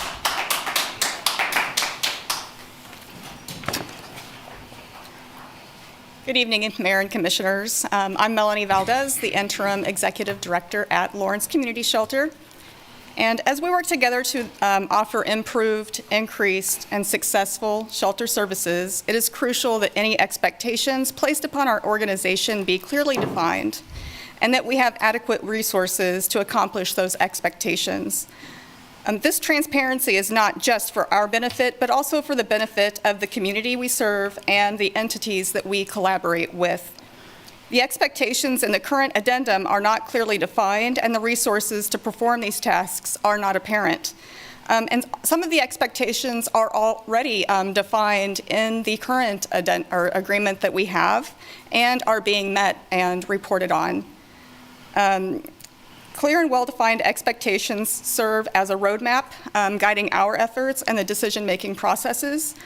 When we understand precisely what is expected of us, we can better allocate resources, develop sustainable strategies, and provide the best possible services to those in need.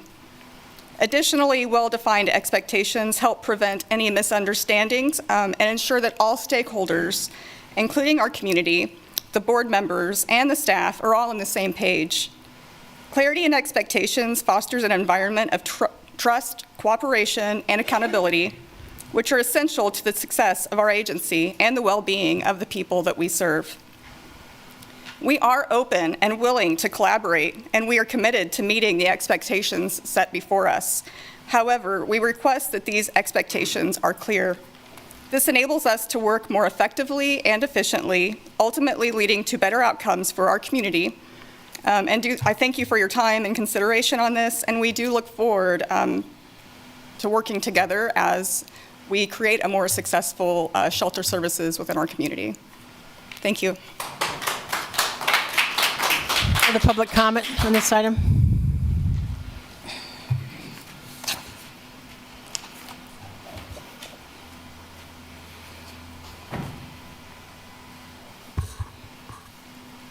Good evening. My name is Andy Johnson. I am currently the Director of Human Resources at the Lawrence Community Shelter. I come before you tonight to address a matter of immense importance. which is the unwarranted challenges that have been faced by our interim executive director, Melanie Valdez. Melanie is not just a colleague of mine. She is a dedicated, compassionate leader who has made extraordinary personal sacrifices in her tireless efforts to steer the Lawrence Community Shelter towards becoming a stable and vibrant organization. Melanie embodies humility, selflessness, and an unwavering commitment to the welfare of our community's most vulnerable residents. Melanie has displayed exceptional leadership qualities, working diligently to improve the lives of those experiencing homelessness in our city. She deserves our respect, our admiration, and most importantly, the unwavering support of our city and county representatives. However, it is with great concern that I must raise the issue of Melanie's abuse by city and county administrators over the past year. No leader of a private nonprofit should endure the kind of bullying and slander that Melanie has experienced at the hands of our government representatives. It is not only unjust, but it is counterproductive to the mission of providing essential services to those in need. But beyond the issues of Melanie's mistreatment, I want to draw your attention to the critical funding needs of the Lawrence Community Shelter. In March, the City of Lawrence promised to provide funding for the increased overnight services, which we've been providing ever since. Unfortunately, the current proposal on the agenda tonight does not provide adequate funding to meet the demands which the city has already placed on LCS. The $150,000 proposed is regrettably insufficient to support the additional services as required by the city. LCS is currently operating at maximum safe capacity with our existing staff and space. And I cannot emphasize enough that we would absolutely love to expand our shelter services to the level that the city is asking. But as a private entity, we must be allowed autonomy to continue providing safe, quality programs that align with our mission, as well as follow the best practices of our professional field and system of care. The shelter has been doing its utmost to meet the increased demands, but without a reasonable and sustainable increase in funding, we risk diminishing the efficacy and safety of shelter services. Lawrence Community Shelter deserves the funding necessary to continue operating at its current capacity and to meet the expectations as set by the city back in March. So Time. Thank you. Thank you, sir. Other public comment on this item from the room?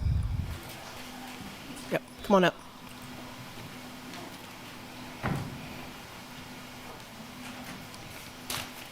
Hello again. My name is Bobby.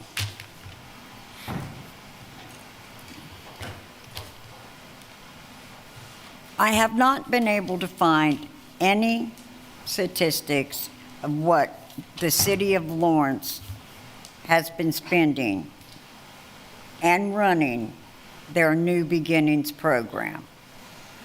I am at the LCS shelter right now. I do feel safe there. I would never feel safe having so many more people come in, as little staff that we have now.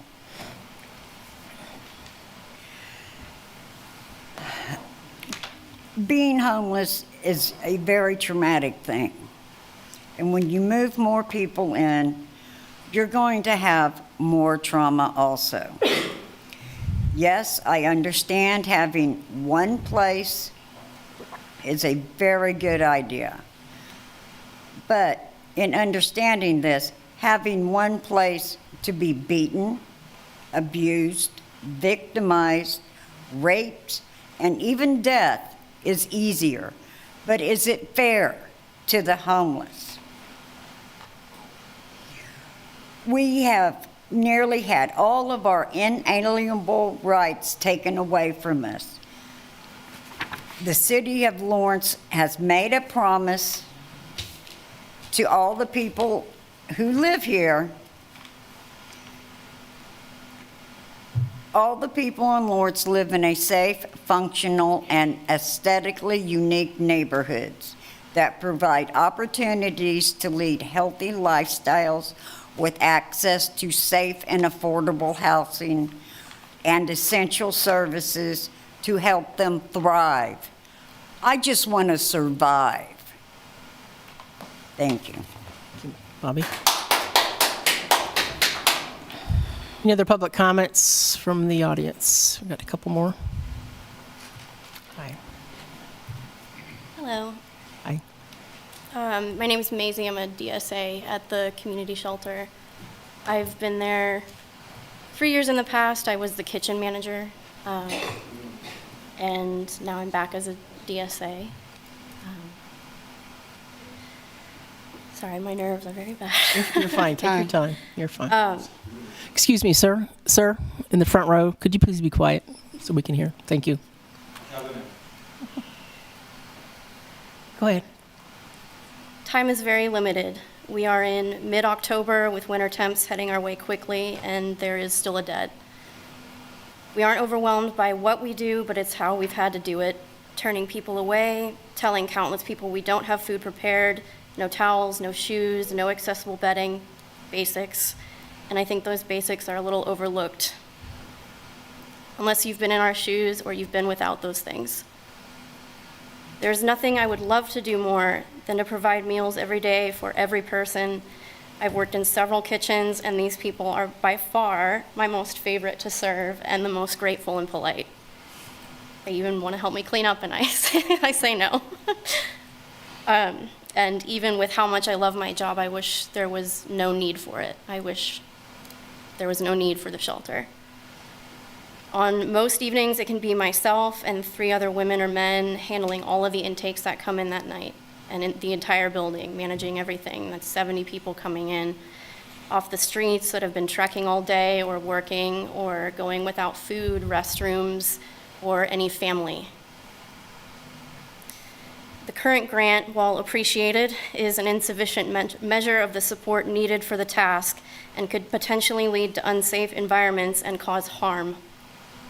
And where you fall short financially, myself and other citizens of Lawrence are making up for however we can.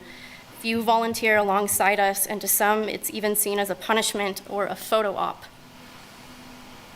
Those who donate your supplies are much needed and appreciated by our residents and staff. I work with some of the smartest and toughest people.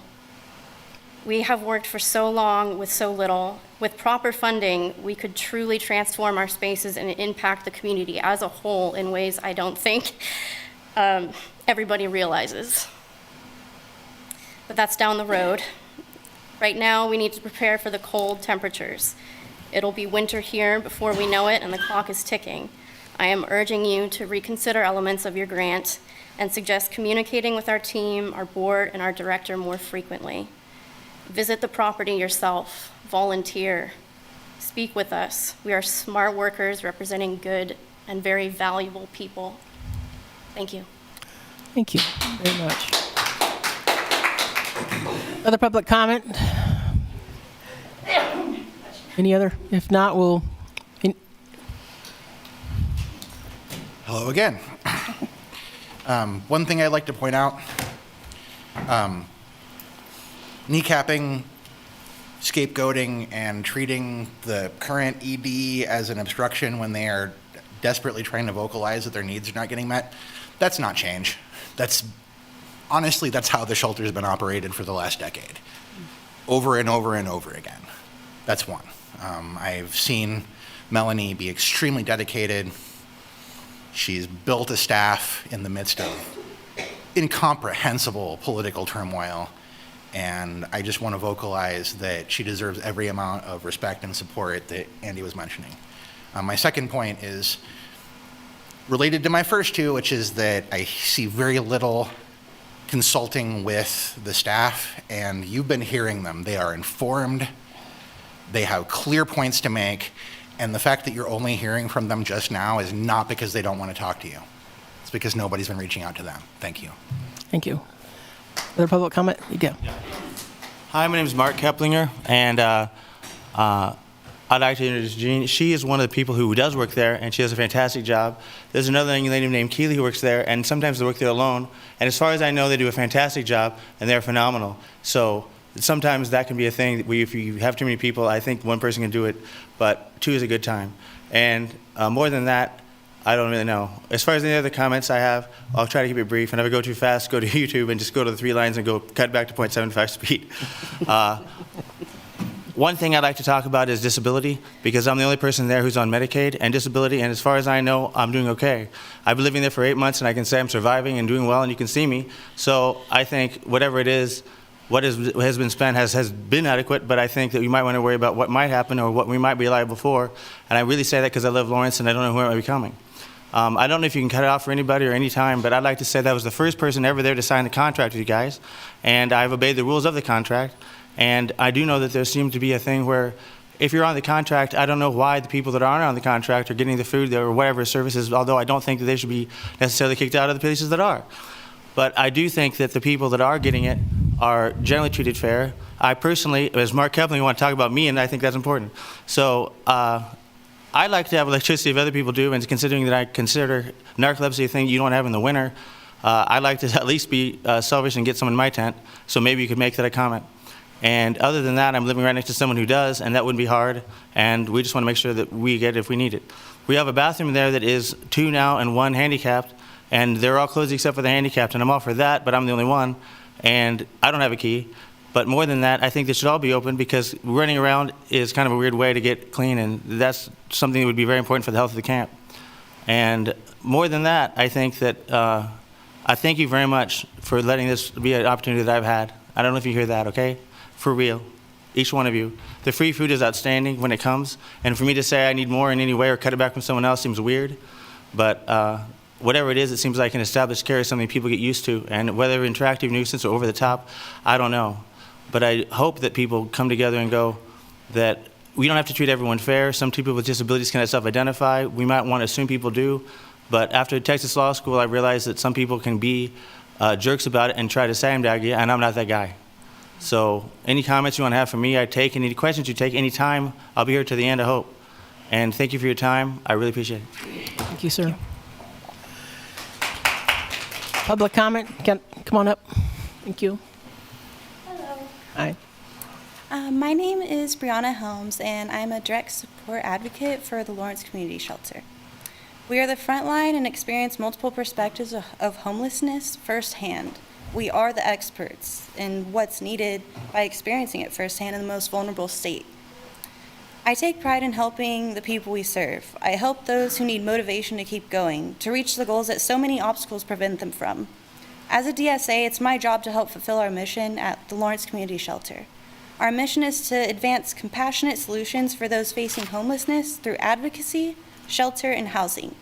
To help fulfill this mission, with the many changes coming forward with LCS, we really need your help to make our vision be a reality by hearing our concerns for safety. With the lack of resources and funding, this will not be possible. That being said, with the projected statistics, with increased capacity, we will not be able to adequately fit our proper needs for success. We need to provide the homeless with a safe, comfortable environment to maintain their well-being for success in the future. By putting so many bodies in such an overcrowded area, it will create multiple issues that will ultimately cause the opposite of what we're trying to achieve. Not only will the guests be affected, but the staff will as well. Our staff can only do so much within our ability. That being said, this creates a drastically higher safety concern for all involved. The staff at LCS are committed to our mission. We're willing to work with all possible changes. However, we just want to ensure safety for our guests, staff, and community as a whole. Collectively, we would greatly appreciate for you to hear our concerns, meet our demands, and take action as soon as possible so we can help our community grow and be successful. In conclusion, I urge the City Commission to fulfill its commitment to the Lawrence Community Shelter. We provide the support and funding necessary for the shelter to meet its obligations and continue to provide essential services to the homeless population. We must also reflect on how we treat our dedicated leaders that have worked so hard, like Melanie, tirelessly every single day. She's amazing. Let us remember that we have the power to make a positive change in this community. And in doing so, we not only honor our promises, but also the principles of compassion and justice. Thank you so much for your time. Thank you. Any more public comment from the room? If not, we'll go to Zoom. Chris Flowers. Hi, this is Chris Flowers. My first question was, why can't we just give the shelter money without all the requirements? This honestly, it seems it seems predatory to me, like a payday loan, basically. The shelter's desperate for money, so y'all are trying to make all these ridiculous requirements. And also that Pallet Village thing. You can't find anyone willing to take on the Pallet Village on your terms, so you found someone desperate for money, and now you're trying to force the Pallet Village onto them. So I just want to point that out, that you could be giving them money without all these requirements. And when it comes to these requirements, my question is, how much does the city think all this is going to cost? I think they said, well, I believe, maybe I misunderstood, maybe I didn't hear it right, but that the city will consider funding as stuff comes up. So if the city has thought about providing more funding in the future, how much does the city think this is all going to cost? How much does the city think that the shelter is going to come to them saying, hey, we need such and such money for all these meals, or we need such and such money for all these staff we have to hire? So I want to throw that out there. And also, if we do have requirements, I think it should only last as how long we expect the 150,000 to last, because that's all we're giving them. You know, we shouldn't be giving them 150,000 and then have requirements that last years into the future. Let's see what else. Oh yeah, and how does the county feel about this? You could potentially be causing the shelter to take on more requirements that causes them to fail. Yet it's also county's also involved in this. So are they okay with you giving them a one-time 150,000 gift or whatever, and then the services go down the shitter and it turns into like North Lawrence camp? That's a shit show. So you could potentially be turning this into a shit show. So how does the county feel about this? And also, talking about Melanie, I appreciate her and I respect her, and I think she's done a good job. And I think if you're going to be getting rid of anyone, you need to start with the city manager, because this is a ridiculous idea and it's not thought out. And if you do get rid of and you go through with all this, just remember, when this fails in the future, that new board director or whatever, it'll be on you, because you set up the board and you're doing all this. So when it fails, this is all on you now. Thank you. Sherilyn Wells. I hope that you can figure out how to adequately fund the shelter. I think they're doing a good job. I think that our low barrier shelter has prevented people from dying. That's why it was started. I think Melanie has done a good job, shown tremendous dedication. As other people have said, took it over in kind of a period of crisis. You had them downsize because supposedly people were not being adequately safe and protected and whatever it was. But now you're wanting them to increase their capacity without considering the fact that people need to be kept safe, the staff needs to be kept safe. I mean, they're not running the treatment and recovery center on like this tiny little budget. In my experience, the people staying at the shelter, many of them are sort of at the level or maybe just below the people that go to the treatment and recovery center. I mean, I've seen the kind of people that stay there or live there. I mean, I see the kind of people that come to DARE. I mean, I just don't think you quite realize the task that you're asking them to do take in people with substance abuse problems, severe mental illness. I don't want to stigmatize anybody with mental illness, but I have dealt with people that find it very hard to be around in a crowded situation and will verbalize and verbalize and verbalize and go on in a way in the middle of the night. Nobody can sleep because someone is extremely agitated. There is no place for them to go. And if someone becomes very upset, then nobody can sleep. I don't think you quite understand what you are talking about or trying to demand of them. I think the shelter over the many years has done a fabulous job, and I wish that you would properly support it. It is one of the most vital services and one of the most hardest jobs to run a low barrier shelter that there is. I'm sorry for speaking 3 times, but this is something that is very close to my heart. I want people to be taken care of properly. Thank you, and thank you for your attention. Thank you. Lawrence Accountability. I want to start by saying that nobody should ever have to apologize for speaking 3 times at a city commission meeting with such important issues on there. And you guys need to understand who you have heard from tonight. You've heard from a KU graduate. You've heard from a Texas graduate. You've heard from the shelter director. You've heard from the human resources director at the shelter. You've heard from Sherilyn Wells, who has lived experience in the industry. All of those people spoke with passion to you tonight about subjects that they know a tremendous amount about. I want to juxtapose that with the city people that you had speaking to you.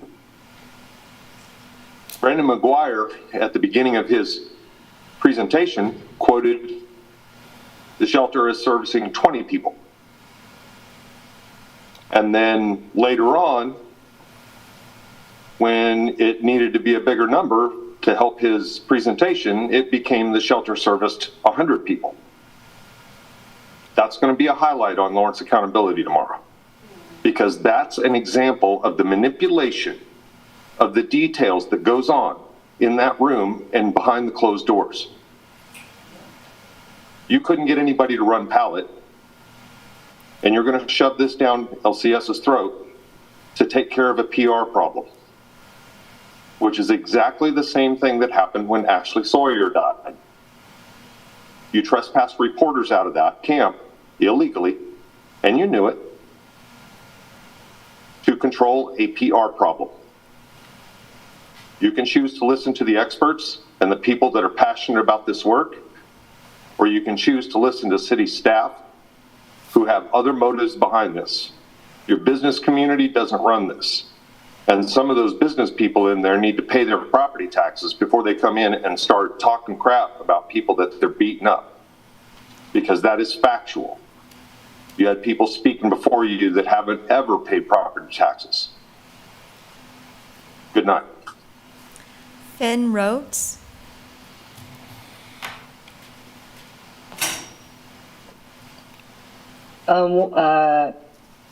Sorry. Hi, my name is Finn Rhodes. I am a current unionized DSA at the Lawrence Community Shelter. I just wanted to offer a perspective you may not have considered. I don't know what the city of Lawrence's intentions are with these bylaws, but it feels to me that they have not been created with the safety of LCS guests and staff in mind, but rather the convenience of the city. These services you are asking of us are ones we'd be happy to provide. However, I want to ask where you think the money will come from to provide them in a manner that keeps LCS a safe environment.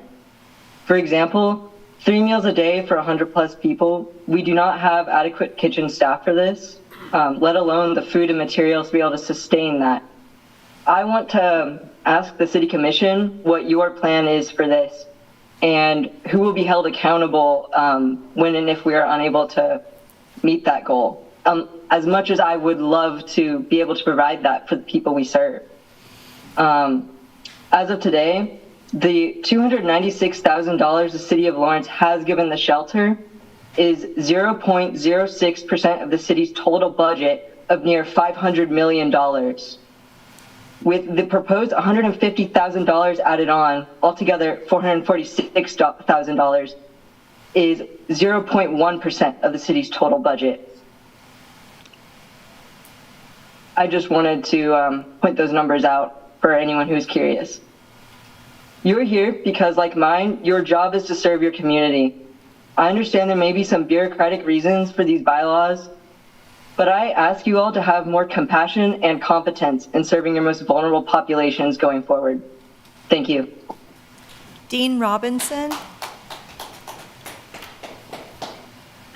Hi, I am an LCS union worker advocating for an additional $500,000 to be given to LCS on top of the proposed $150,000.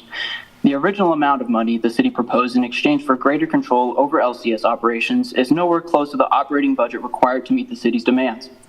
On top of this, I'm advocating against the city's continued displacement of homeless people done at the behest of wealthy individuals and business owners. What the city is doing is an apparent attack on the working class. Many homeless people work the undesirable jobs required for a functioning society, yet are treated like animals by the city in a continuing dehumanization process. I strongly urge the City Commission to change course and make Lawrence livable for everyone. Thank you.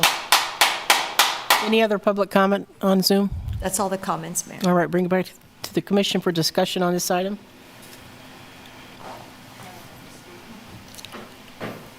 Mayor, I got a couple questions. Sure. And anybody can answer these, because I don't know if there's a specific person in mind who could answer it. As far as the new addendum, what is the effective date on it? So if this is passed tonight, when's the effective date? Sorry, I could not hear the. What's the effective date on this if we pass this tonight? It will be when the city manager signs it, so as early as tomorrow. And so everything that's listed in. Can we have quiet in the audience, please? So everything that's listed in Section 4 of the Grantees Covenant would be, was there a? Yeah, I get the question, and I think there's an assumption that as soon as the ink's dry on the contract, the expectation is that it all is immediately in place. That's not really our expectation. That's not reasonable. So I mean, we'll work with them, be patient, and like I said, if there's additional funding needs, it'd be great to understand what those are so that we can bring back a recommendation to the commission. But we're not going to withhold funding. I mean, LCS is out of money right now, as far as I'm aware. I don't have access to their financial data other than what I've seen through board reports. But as far as I know, they're completely out of funding. So we're just trying to keep them open. And this is an agreement to try to bridge the gap, the funding gap, through the year, or through the end of this year, which is December 31st, 2023. Okay. I see that we have the current board chair for LCS here, and I know that Melanie's here as well. And I know you guys have had an opportunity to take a look at this, so I don't know if it's Misty, Melanie, or Charlie, whoever wants to take this question. But having taken a look at this addendum, do you have any high-level idea as far as FTEs, dollar amount? What's the sticker price on this?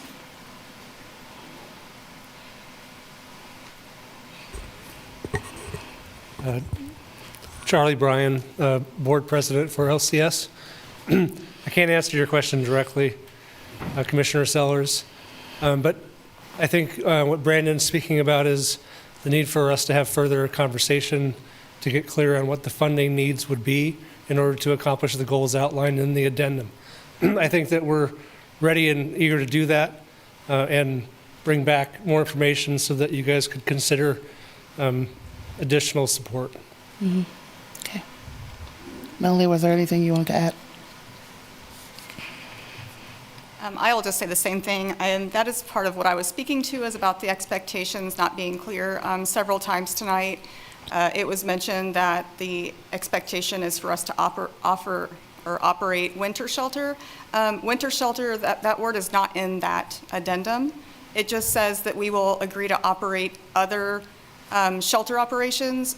I don't know what that means or what that looks like. I can't put numbers to something that I don't understand the expectations.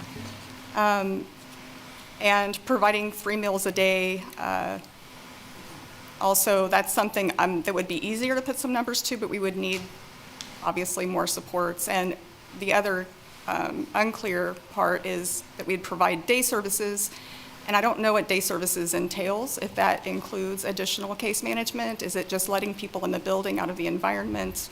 I don't understand what those expectations are. Okay, thank you. So to that point, under section 4, subsection D, because there's mention of grantee will, when outside temperatures are 40 degrees Fahrenheit or below, increase shelter capacity in accordance with its special use permit as amended, and will not, during such inclement weather, discharge any guests experiencing houselessness. Is this something that's supposed to be up to the board to discuss if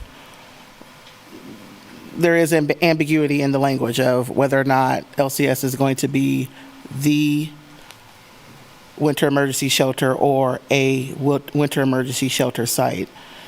Wasn't the intent for this to have a little bit of ambiguity, or are we stating that we want LCS to be the winter emergency shelter site with an increase in capacity with a special use permit?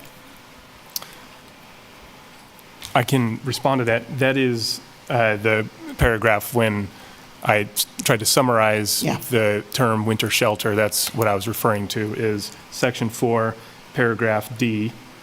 And you just read it, Commissioner Sellers, so I won't repeat it. Yeah. But yes, that is what we're hoping, is that they will agree to, consistent with the special use permit, surge capacity, and we are more than willing to work with them to make sure that that's done in a safe and successful way. I heard concerns about safety a lot, and I just want to echo that. That is a top priority for us. Completely agree on that.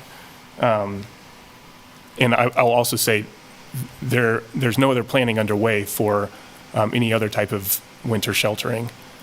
So, the city, through volunteers, has, and largely volunteers from city staff, has run overnight winter sheltering the last 3 years. We're not planning on doing that. We want to work with the shelter, which is staffed with professionals to do this work. And we think that we can work with LCS to make sure that that's done in a way that safely utilizes the space. Okay.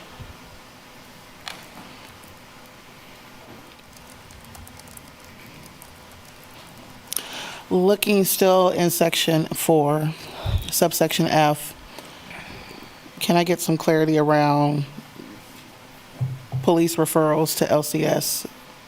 Is that a practice that we don't have now, or what am I not understanding with that? Yeah, I think that's just calling out the need for clarity around when a police officer is trying to assist somebody who is experiencing street homelessness, getting them to LCS if that's somebody who is eligible to be there. I know there's some situations where people have been, expelled or banned, but in a situation where they haven't, I think having a process clarified to make those referrals.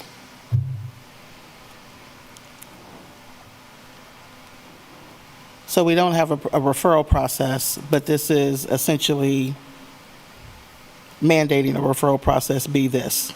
Be clarified, yeah. But if we didn't have a referral process, this doesn't clarify it, this mandates. We didn't. Because you're saying we didn't have a referral process before, correct? Correct. Or was it not followed? I think our police officers need, Misty, you want to go ahead and explain it? Yeah, excuse me. There is a referral process, and there are certain agencies that are able to make those referrals. There's not been a working relationship with the police department and LCS up at all. Maybe in the past that I'm not aware of, but we are asking that they do collaborate with the police department. So if somebody is picked up off the streets and needs to get out of the elements, that they allow the police to make a referral to the shelter. So the police weren't part of the original referral process and we're adding them? Yes. So it wasn't that they weren't in compliance with the referral process, they just weren't in the referral process to begin with? Correct? That, well, as far as I'm concerned, they are not interested in working with the... I didn't ask that. The question was, the current referral process, is the police department part of it? I'll have to let Melanie answer that question. I didn't develop... I just want somebody to answer the question.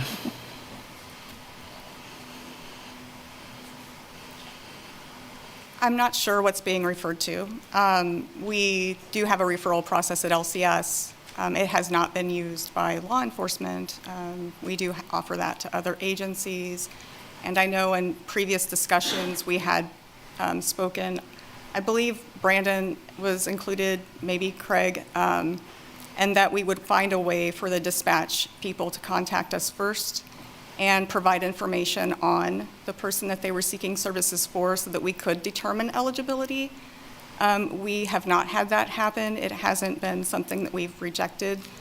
Typically, the experience we have is that people are dropped off in our parking lot and there is not contact, and then we usually find out that that person may be someone that is not eligible for our services, and maybe that's when we're running into issues. We currently work with Douglas County Reentry. They use our referral process. We have a relationship that is working out well. It's not something we're against. If there have been issues, they have not been brought to me. Okay.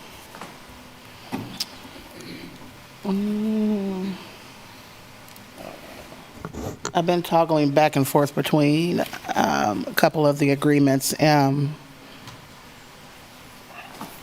Are any other partners that receive special alcohol funding, are they in their agreements, are they required, if they are dealing with a homeless population, are they required to enter data into HMIS? Yes. Okay.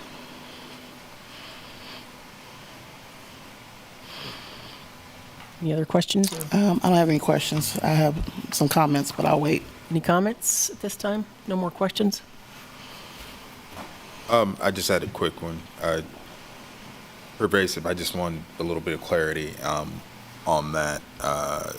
Just folks were, of course, asking for safety and additional staff if need be. And I just wanted to be clear that it is contingent and there is the capacity to go ahead and do that, but it's working with them to see exactly what the needs are.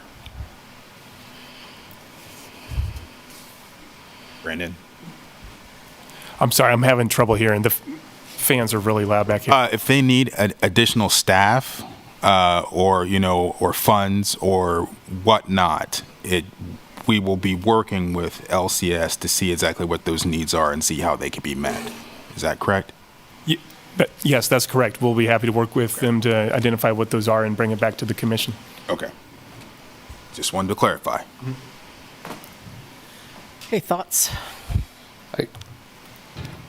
I guess, my thought process is that, appreciate the folks coming out tonight and talking about this. I think, listening tonight, I think there's a lot of agreement on where we want to go with this. We want to help more people, and we want to provide the funds to help more people in a safe and possible way. I think that's what we all want to do. And as Melanie said, on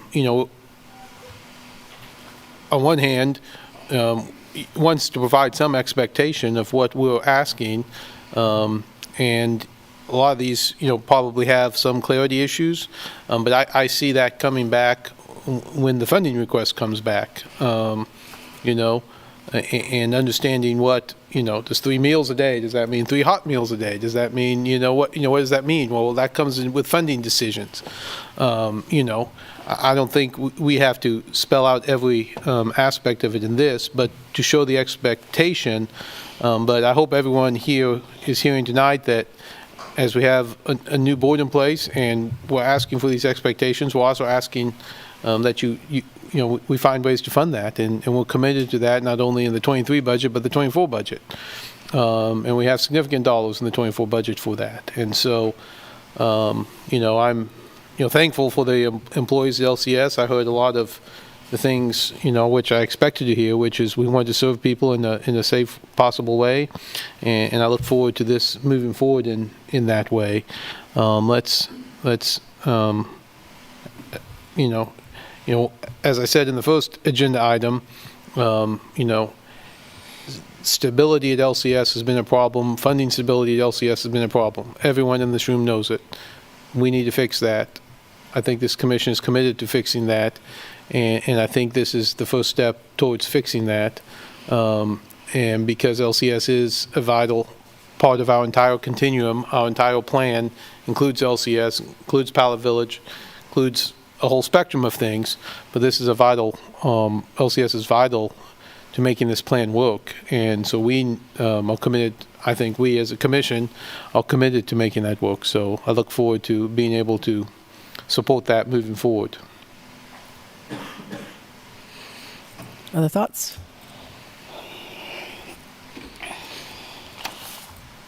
And I'll jokingly say the 150,000 will probably be, used up before we even meet again. So I don't know that, if they even meet the, the requirements, the money that we've given them will, there's no expectation that these things be done even before we get the clarity on that. So anyway, lots of work to do, but I look forward to having this process to move forward. I'm going to be brief with mine. I would echo that, and I just want to reiterate that none of this is going to occur in a vacuum. I fully expect, both on the city side and the county side to be reaching out to the folks that do work so very hard at LCNS, including them in the process, because they have vested interest in making this work as well. And we need their expertise and lived experience, and they do a great job, and we want them to continue to do a great job. That's the goal. LCS is a valuable jewel in this town. We want to make sure that it lasts and lasts. That's what we want. Any other thoughts? Yeah, I got a lot of thoughts. I'm trying to make sure I get everything together here. I'm looking at Exhibit C, Exhibit A, and the addendum.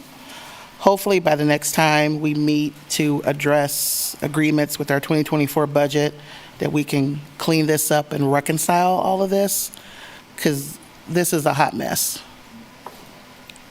And I don't mean that to be provocative or anything. It just is. This whole thing is a hot mess because we really haven't been interested in doing the soul work. We've been doing the superficial. We've been putting lipstick on pigs for 15 years. And now that we're faced with having to do the work, it is messy, it's ugly, it's yucky, and folks have been saying things that they shouldn't be saying about people and entities, and we haven't been really doing the work. We've been caring about houselessness. We don't believe in functional zero. We need to start believing in functional zero, because caring about houselessness and individuals experiencing homelessness is not going to solve this problem. You can care about it and put $1 million on it and we won't solve anything. And we'll have the same folks here crying and complaining about what the city, what the community, and what everyone is or is not doing. So we got to move from caring to believing. Okay? Believing means giving of your time, your talent, your capacity, and your treasure. The city is not in the business of running emergency shelters, but they are a community benefit. Because at a blink of an eye, any one of us can be there. I don't care how much money you make. So we have to start seeing this as a community benefit and how we operate it to ensure that individuals who are experiencing houselessness only have to touch it for such a short period of time, because we have more resources available to elevate them out of it than to keep them in stasis in it. So we're getting there. I truly believe that, and I echo the sentiments of Commissioner Finkeldye. I come at this a little bit different, but not to the point that I don't disagree. I mean, there's a lot of things here that we're just not touching on, and we can't touch on it because there's so much capacity as a local government we can do. There are so many things that are outside of our control that we need to make this successful. Our state statutes preempt us on rent control and inclusionary zoning. That drastically impacts our ability to navigate around affordable housing.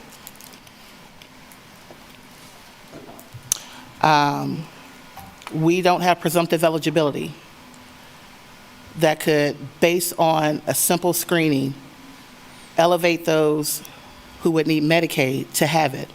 We haven't even expanded Medicaid. So even if we had presumptive eligibility, most of the individuals who are experiencing houselessness right now don't qualify for Medicaid, but would if we expanded, and if we had presumptive eligibility, we would be able to get them there so then they can connect to services. Services go to organizations. Organizations generate funds. Funds generate jobs. That takes us on the capacity. Because we have to look at this from a funding piece and from a capacity piece. Because we have to throw money at it, but we have to throw money at it for services, for supports, for bodies. So a lot of that is within our control, but most of this is things that we have to take to Topeka. And I say that because we have to start thinking about the policy piece of this. We can't bear the burden of this all. It's literally impossible. But we need to make our state government responsible for their portion. There is funding available for us to address this. Criminalizing houselessness is not going to make this better. Putting resources and allowing local governments to direct those resources in the ways that sees fit to elevate those and to take the pressure off the bottleneck that we're currently experiencing right now, where we don't have enough temporary sheltering and emergency sheltering, and we have a lot more affordable housing coming on board. But because of that bottleneck right here, you're seeing more of the visual camping. Some of the same folks that's been there. We've talked about it. Point in time count doesn't give you everything. It doesn't even give you McKinney-Vento. We haven't even talked about families experiencing homelessness. We haven't even talked about the real conversation around low barrier sheltering. Individuals with SPMIs. What is that? So we can't mask homelessness as a bunch of transient psycho, crackhead, some of the things I hear where we put one face on folks, which they're none of those faces. These are individuals who have behavioral needs, who experience mental episodes, who are not getting the services that they need because they don't have the health care that they need. It's individuals who need connections to work resources, very progressive case management, to lift themselves and to move themselves out of the process. And then there are just folks who've just been in this cycle for so long, it's going to take them a while. And it's not on your time. So I believe in this, there is a way out. And I appreciate having Melanie at LCS to ride through this, that we have systems in place where we have an outreach director who can partner and collaborate in that work. We've brought on a consultant that's going to help us move through this with an interim director who can do that work. At this point, we can't start picking too many folks out of the process, or else we're going to make it unstable. So I have a little bit more ease and understanding of how we're going to process this. That's not going to come overnight. We're probably going to have another addendum come to us because, before we blink, that holiday that we celebrate in November will be here, and then who knows with global warming. winter shelter may come a little bit earlier than I'm not trying to jinx us, but, I mean, this gets us there, but I want folks to understand this is one piece of the bigger ecosystem that we can't solve just here on this dais. It's going to take a little bit more work from some folks down the street. That's all I got, Mayor. Anything? I don't have a lecture. I think we all understand that this is a gap. I do want to thank everyone who came and shared their experiences with us. I'm particularly grateful to people who remind us of what the safety issues are that we can't see when they're inside the building. We see them now that they're outside. So I appreciate you all coming and sharing that and reminding us of that importance. Thank you.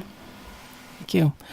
I think I'll just add a few words tagging on what Commissioner Self talked about the funding, having quite a bit of funding available to address this, as well as the fact that instead of leaving folks into the situation that they're homeless, studies have shown that it's cheaper to have folks in housing than it is to have them unhoused. And that's the efficient model we need to continue to work towards. And that's, I believe, what we're doing, is to use those dollars wiser to get folks into housing and into a healthy situation. And I do believe that's our goal. I know that's our goal. I mean, we've been working towards this, and it's been a little sloppy. I don't disagree. And it's been, we're working through it. We don't have a model right now to work with, so we are kind of creating it as we go along. But I have no doubt that as far as I'm concerned with the city, is that we're going to continue to look at the funding as we get feedback from the board and as to what the needs are, and from the executive director what the needs are, that we're going to provide that funding that's necessary to ensure that this is successful. I mean, there's no other way to go but to be successful, and we've got to continue that. So thanks, staff, for putting this in the community shelter for the folks who came out and spoke tonight. You gave a perspective that I think is so important for us to hear. But across the board, I continue to hear we want safety and we want to be housed eventually. And I think that's a common goal, and I appreciate that very much. So thank you. If there's no other comments, I move to authorize the city manager to execute addendum number 1 to the 2023 Lawrence Community Shelter Funding Agreement in the amount of $150,000 and approve a corresponding amendment to the 2023 adopted budget for the use of general fund balance. Second. the first and second, all in favor? Aye. Aye. Passes 5-0. On to item 3, which is consider approving appointments as recommended by the mayor and contingent upon adoption of the joint city-county resolution number 7509.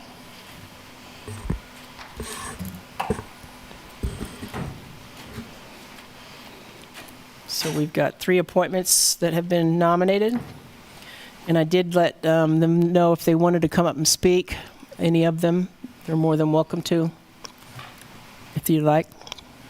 These are the folks who were nominated. Yeah. Mayor, I have a question. When you said these are folks who were nominated, are you saying they were your recommendation as a nomination? Yes. Or they were, okay. They were my Just wanted a point of clarification on that. Sure.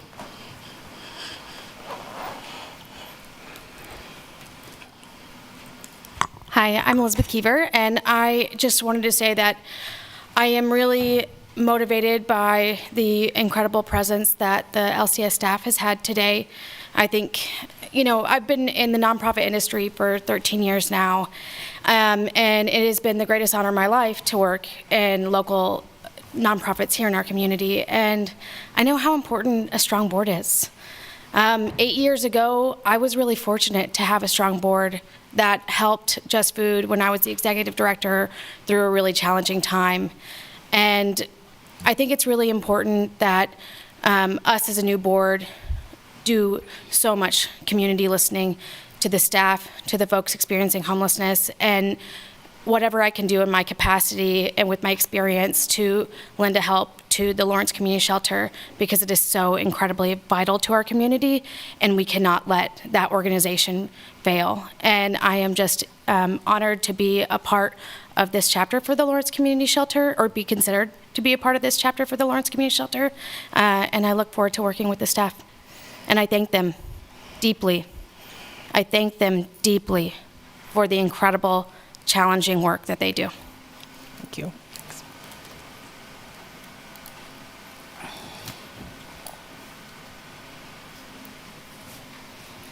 I'm Shannon Lowry. I'm the CEO of the Housing Authority. I've been working in housing, I guess, about 13 years. And I agree with the LCS staff and everyone who spoke that housing is the answer. And that we don't have all of what we need, not at any level. I think we've been working off that housing continuum, and LCS is a critical piece. Emergency housing is a critical piece to provide a safe place for both staff and the participants until we can get them housing. I believe that was probably why I was approached for this nomination. So it's a good timing for me. I rotate off the Affordable Housing Advisory Board, and am very grateful and honored to be considered to work now in this segment of that housing continuum that I'm so proud that as a community that we are really committed to. We're not perfect. We haven't gotten there yet, but we believe and we're ready to put the work in to accomplish all we can in this area. Thank you. Thank you.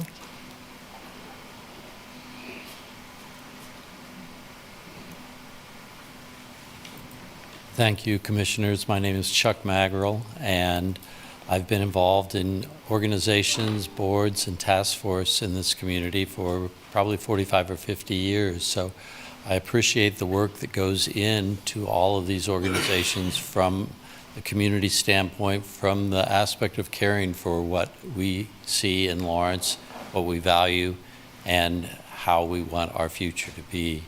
And for quite some time, I've been involved in a lot of the discussions having to do with homelessness and the challenges that people are experiencing. I've had the opportunity to visit the shelter and see the incredible work that's being done out there.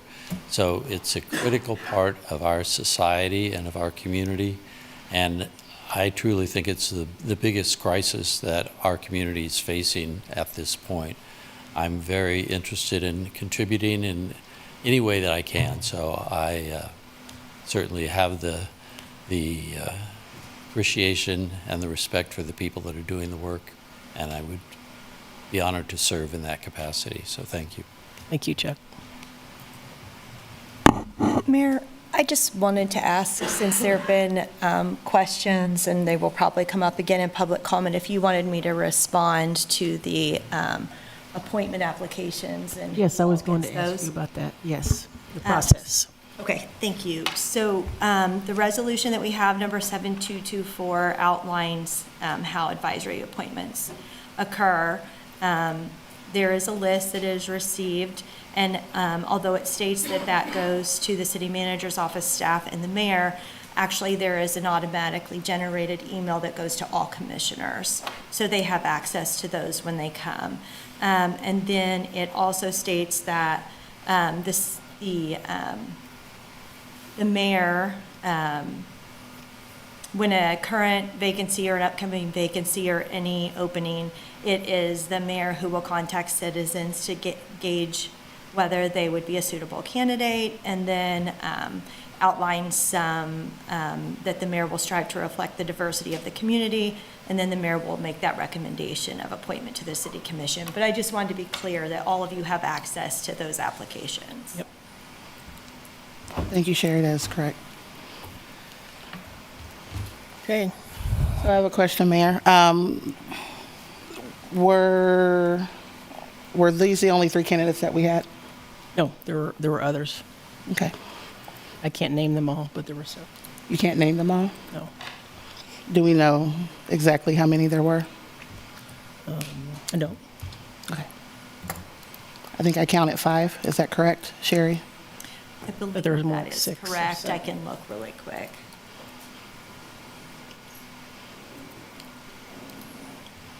There was about 6 or 7. Yeah, 6.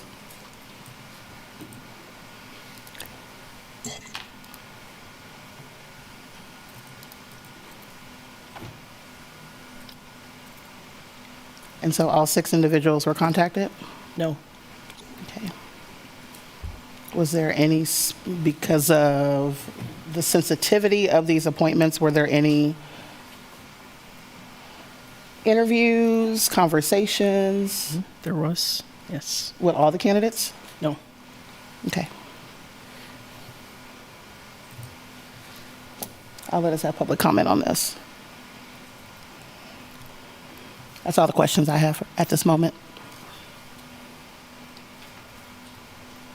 Anything else? Not.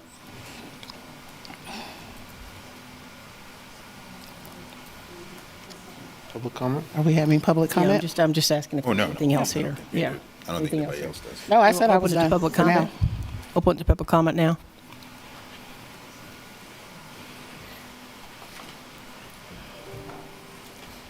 Hi, my name's Denise Ballard, and I actually am one of the people who did submit an application.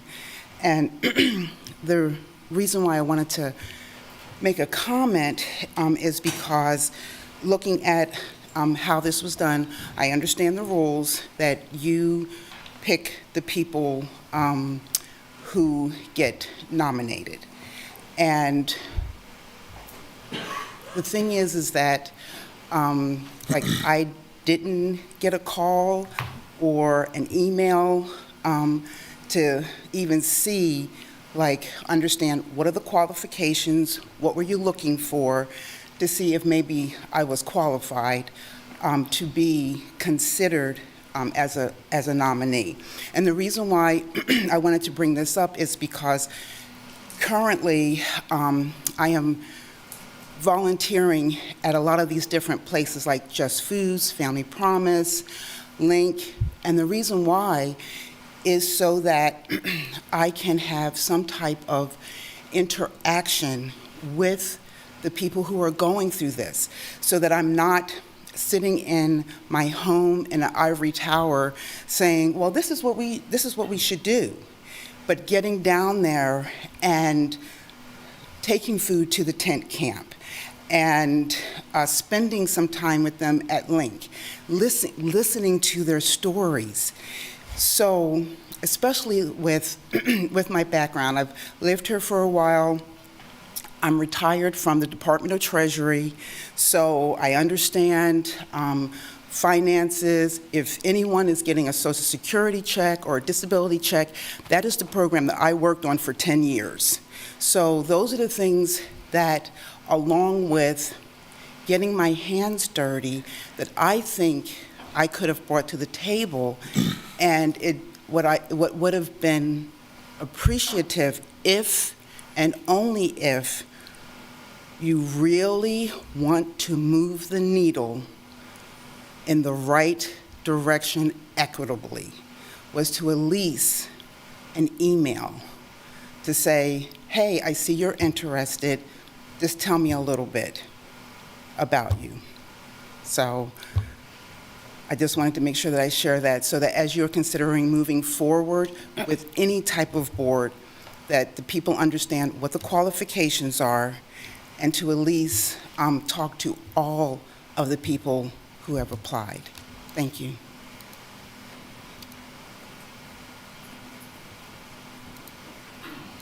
Hi, Jamie Price again. I thank you, Mayor Larson and City Commissioners, for the opportunity to speak on this topic this evening. I am concerned, as I heard earlier, the one criteria was that the board was diverse and represented the community in which it's going to be serving. And I didn't see that level of diversity with the three nominees put forth by the mayor. I think that it's important that we have a diverse board that represents not only the city of Lawrence, but also the members that live, the guests that receive services at the shelter. And I didn't see that level of transparency or that level of diversity with the current. My other concern with two of the nominees is they receive, the organizations they work for, receive funding from the city. And I believe that's a potential conflict of interest, and I'm curious as to how that's going to be managed and how will that be managed within the constraints of the current funding that's at the Lawrence Community Shelter. These individuals will have access to the donors that donate to the existing community shelter. How are they going to manage those conflicts of interest related to donor lists? And just kind of curious, I could maybe see where a couple of them were interested in issues of sheltering. I'm not sure where all of them were necessarily interested in that. And because we weren't, as a community, apprised of, everyone's level of interest and their expertise, I think it's just not been transparent to the community of Lawrence. Thank you. Other public comment? Melanie Valdez, Interim Executive Director at Lawrence Community Shelter. I did want to thank you for opening up the appointments for public comment. My time at LCS has been quite challenging. I've been attempting to lift up an agency that has been heavily burdened by a history of instability, a lack of resources, and without adequate support. At times, this task has been very overwhelming. It is my commitment to our mission that the people that we serve and our staff, I lost my place. Commit to our mission that we continue to provide successful, appropriate, adequate, and safe shelter services. It is the people that we serve and my staff that keep me going every single day. Every day that I walk into the shelter, I see passion, dedication, hope, and a sense of community from our staff and our guests. I am very proud of all of them. They deserve support and respect. And today, as we are entering into a new phase of our journey, these changes can bring a lot of opportunities and promise to our agency and the community. I know there may be hesitations and concerns with the city and county appointing community members to our board. It is natural to have questions or reservations about things that are new or unknown. But what I want to demonstrate today to the city, the current and upcoming board members, our staff, our guests, and our community is a willingness to work collaboratively towards the shared focus of ending homelessness in Douglas County. And I ask that we all approach this transition with a sense of optimism and a shared commitment to the success of LCS. Let's start with a clean slate, free from preconceived notions, and with an unwavering belief in the potential for progress. I am committed to supporting these new board members as they integrate into our organization, and I kindly request the same open-mindedness from the commissioners, the new board members, and our community. Our collaborative efforts can create assurance that we are on a path towards a more stable and impactful future. By working together with trust, transparency, and unity, we can continue to provide vital services to our community members experiencing houselessness and make a meaningful difference in their lives. With a network of support, we will not only thrive, but also be a symbol of hope in our community. Thank you. Any other public comment on this item?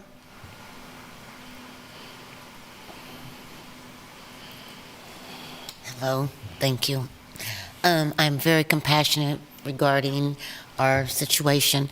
I would like to just throw in with possibly getting to know the new homeless coordinator, and I know Ms. Jean-Ann and the board, that I would like to say, and I don't know for sure what will happen to me tomorrow, but I don't see why individuals experiencing homelessness that we cannot help, or we should be able to help, with the funding for food. And I would like to say that a person as far as a single person in the state of Kansas, if we can get everyone registered, receives $291 a month for food stamps, assistance in food. That's a single individual.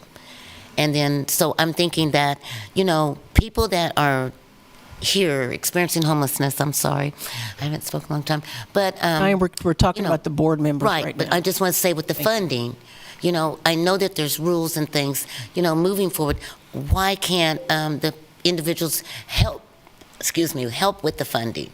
That would be a big thing. I mean, as far as if you want to stay in the homeless shelter, if you want to stay in the tent city, be obligated to, give, some money, not saying a lot, but I mean a lot, you know, a little bit here and there with everyone living there should be, you know, made responsible to, you know, help with the, you know, with the food, with, you know, with things. Because, you know, really when we're there, we're not allowed to work. When we're living there, we're not allowed, you know, to do things. But I think that would give a sense of pride, give a sense of contributing. You know, if you can't pay your way, you can earn your stay. So, thank you. I just wanted to make that comment that could help with, you know, with the meals. Other public comment?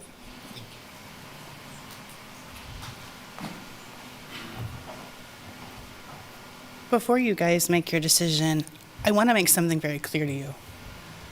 Those of us that are experiencing this, we're not numbers. We're not your statistics. We're human beings.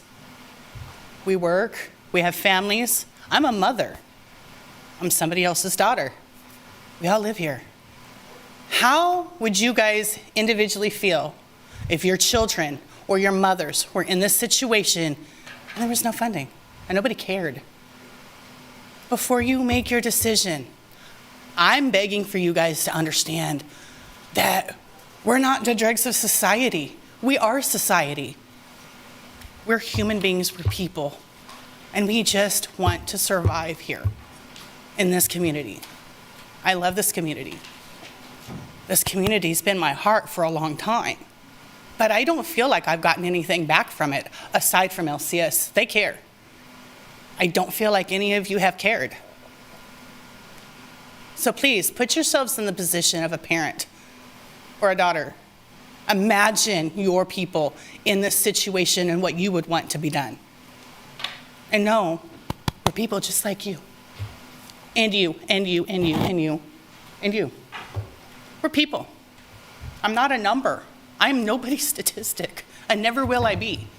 Because I'm gonna get myself out of this. But some of us need a hand up, not a hand out. So please, before you make your decision, please keep that in mind. Thank you. Any other public comment from the room?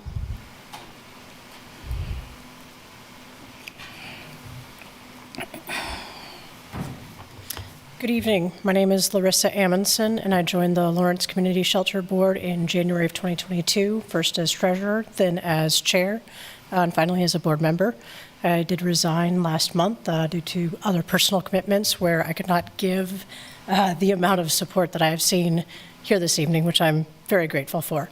So I want to express my gratitude for the city and the budget changes in 2024 to address the funding needs of the shelter and the homelessness situation. Again, grateful for everyone who is here, showing that support and all of the time and money that is given to the shelter. With the significant funding that is coming next year for the shelter, that requires a need for significant governance and fiduciary responsibility. The board members must have the skills and experience to provide that governance and fiduciary support to the executive director. Those board members must also listen to the voices of the community, particularly those who are currently or have experienced homelessness, many of whom we've heard from this evening. Elizabeth Keever has extensive experience in the community and in boardrooms, and she has served as the executive director of Just Food and now the chief development officer at Heartland. This experience will be an asset to the shelter board. Chuck's experience with policy changes, coupled with his business experience, will also be an asset to the governing board. I am concerned about Shannon's appointment, as many guests at the shelter may be the very same people that the Housing Authority was unable to serve. Her experience with our vulnerable populations should not be ignored. She should be considered to lead a community advisory board for Lawrence Community Shelter, which leads me to my recommendation for a community advisory board or a CAB for LCS. This non-voting board would serve as a platform for those who have lived experience to share their challenges, ideas, and vision to help the community reach functional zero. The members of the CAB can connect with the community in ways the governing board is not able to. Members should be compensated for their time and gain the skills and experience to allow them to serve on a governing board in the future if they choose to do so. Commissioners, you have been elected to your position by members of this community, and you should in turn appoint members to the CAB. I will leave it to the experts to determine what the makeup of the cab should be, but it must be diverse and include community members who are currently or have previously experienced homelessness. This is not a new concept. Lawrence Memorial Hospital has a patient and family advisory board, and similarly, the board is appointed by the mayor. Thank you for your time and consideration this evening.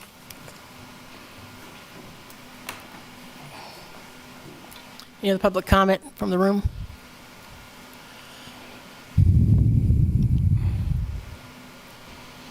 So I thought I'd put some words out there for what I hope to see with a deeper relationship between the city management, and the LCS board. A focus on fundraising, a focus on getting resources for fundraising. There's been a history of the board getting distracted by trying to micromanage the actual management of the organization and not placing their focus on actually getting the funds necessary to do their jobs. An emphasis on figuring out how to work with the larger community infrastructure to make it so they no longer have to do a lot of stuff that should not be their job, like functioning as a ad hoc psych ward. For all of the various different areas in which there are service gaps in the community. Those two things, just alone, figuring out how to make it so they are no longer dealing with every single geriatric case there is not an infrastructure for, every single behavioral health case that there is not an infrastructure for, so they can focus on actually case managing people towards housing, obviously clearly continuing to work on that strategic plan towards housing options, but keeping the board focused on lightening the load that the staff that are operating that facility are under and getting them the funds necessary to do their jobs. If you can keep the focus on that, I would love it. I would love it. I'd be over the moon. I'd buy y'all a pony. Thank you. Any other public comment from the room? Now we'll go to Zoom. Chris Flowers. Hi, this is Chris Flowers, and my first thought was, when was this listed about this board? I didn't even know you all were looking for appointments. And also, it seems kind of weird, you just approved this, I thought, earlier this night, yet you already have the appointments. I think there should be like a 30-day after you make this that you gather applications. And also, I find it very troubling that the mayor didn't even interview everyone. Especially, I don't want to make assumptions, but the person saying she didn't get interviewed seemed like she was a person of color, and we have 3 people who look like they're white. So I'm just wondering, did the mayor appoint all white people without interviewing a person of color who applied to this? Because when you talk about diversity, shouldn't the mayor at least be interviewing everyone? Like, this seems half-assed if she's not even interviewing everyone who applies. Like, how are you actually going to be getting the best candidates? Oh, yeah, and I have a problem, not a big problem, but it is kind of a problem with the Free State Brewery owner, because I thought he was at a previous meeting where he was, I don't want to say bitching, but he didn't seem happy about the homeless people scaring business away from downtown. And I don't think we need someone representing the business community on the shelter board. Their interest is their interest is limiting the homeless impact on downtown businesses. It's not about actually what is best for the homeless people. So I would rather not have someone who's been to, well, I might be wrong. Maybe I'm misremembering things, but I thought that the Free State Brewery person had been here bitching about homeless people, the problems they're causing downtown. So I'd rather you put a more diverse board, and at least interview everyone. And I think the other commissioners you should put some more pressure on the mayor. You don't just be blindly approving this stuff, especially if she's admitted it, she's not even interviewing everyone who's applied. that you're not actually, you don't know if you're getting the best candidates or not if she's not even interviewing everyone. Thank you. Lawrence, accountability. Well, I got to tell you, you guys are real fortunate for Chris Flowers tonight because he has a much nicer way of calling out the oldest white lady on that dais as racism. And the biased nature of the way this has been done. The half-assedness, I mean, he did a really good job of calling all that out because that's exactly the perception that's coming out here. I wasn't going to ring in a lot tonight. I actually left the meeting earlier, not expecting to log back in. But Mayor, when we find out that you're not even interviewing people, I used to think that it was just me that got treated this way, but I guess it's me and black people too, right? I mean, why do our leaders treat the citizens that way? That is just completely disrespectful. And then I'm going to go back to what I said earlier about we're working on a PR problem because that's what this is. Miss Ballard has extreme qualifications. She did not receive a phone call. Are you serious? That's shocking. But instead of her, we have a business owner, and Chris is right. There were some things said that didn't sound too friendly to the homeless.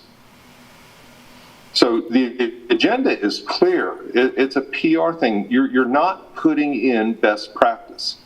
You have city management who's out of touch with that, who's all about controlling a narrative. There was a period of time where Laura McCabe spent more time with HID than anybody else. But instead of controlling the narrative, this commission needs to get back to business. And the three people up there that are just going along with everything and hardly saying anything and talking about good prospects down the road, these hollow promises is why the LCS is having funding issues. Some of it, money's still owed and you're going to make more promises and establish a board that's got a plant that is a business owner instead of the most qualified person that you didn't even interview. That is absolutely shameful. And I mean, you should really address that, Mayor. That really does need to be addressed publicly because that is absolutely shameful conduct. Any other public comment? That's all the comments, Mayor. All right, bring it back to the commission for any discussion. I might want to ask Tony about this notion of conflict.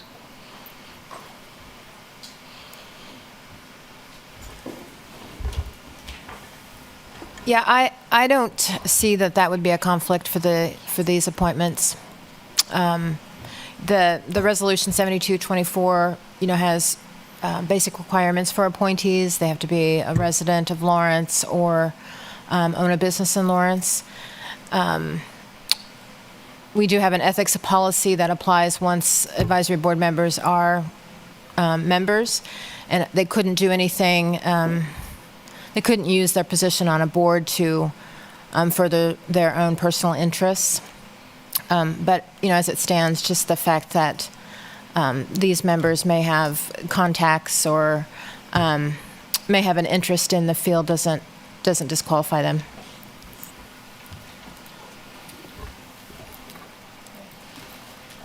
Discussion?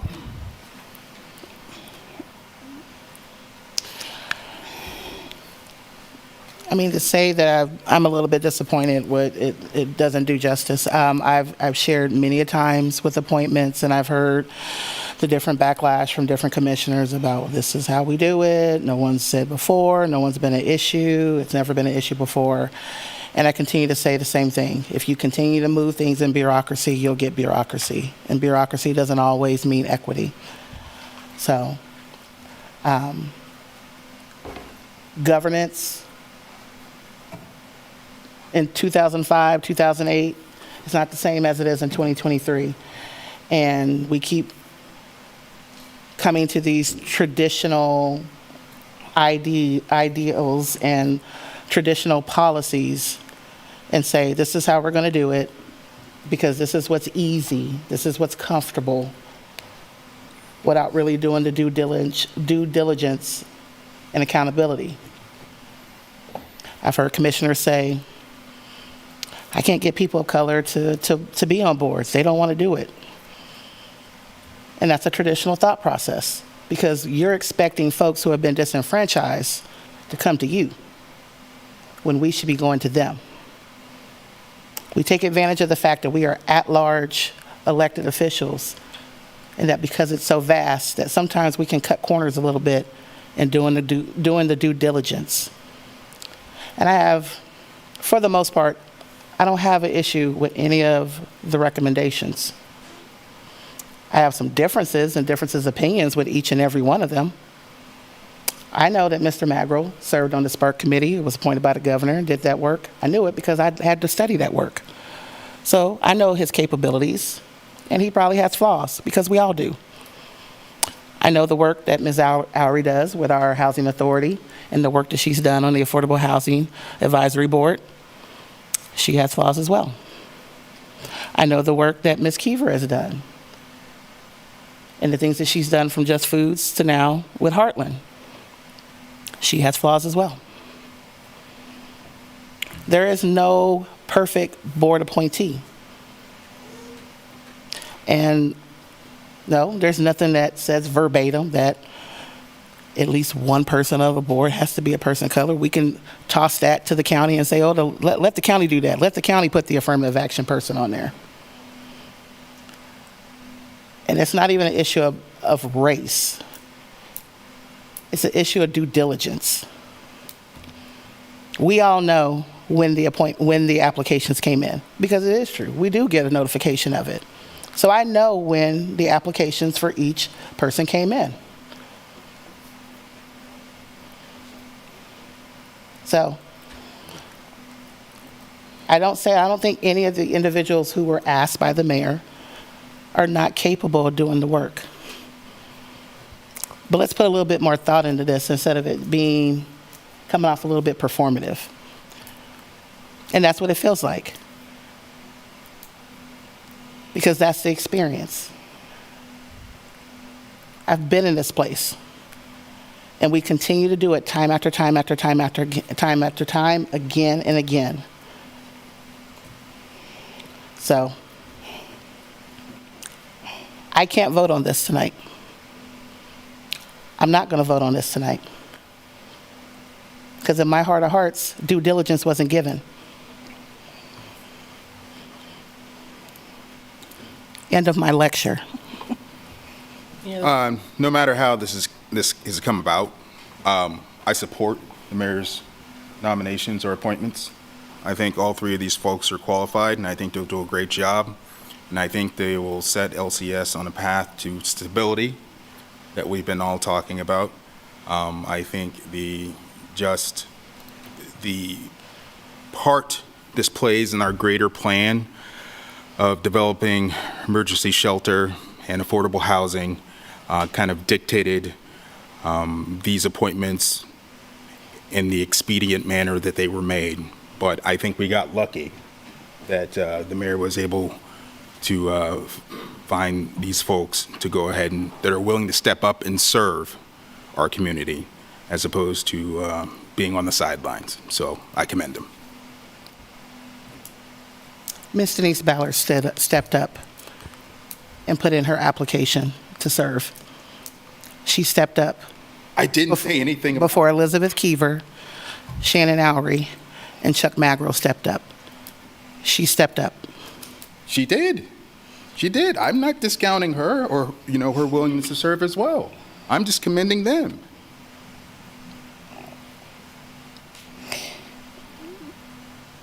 So, unfortunately, when this came up last time, this appointments conversation, whether you want it to or not, it becomes personal about the applicants. And again, that's what's unfortunate. And I see as part of the process to protect people who are volunteering their time and energy, again, for free, to do these important to fill these important positions.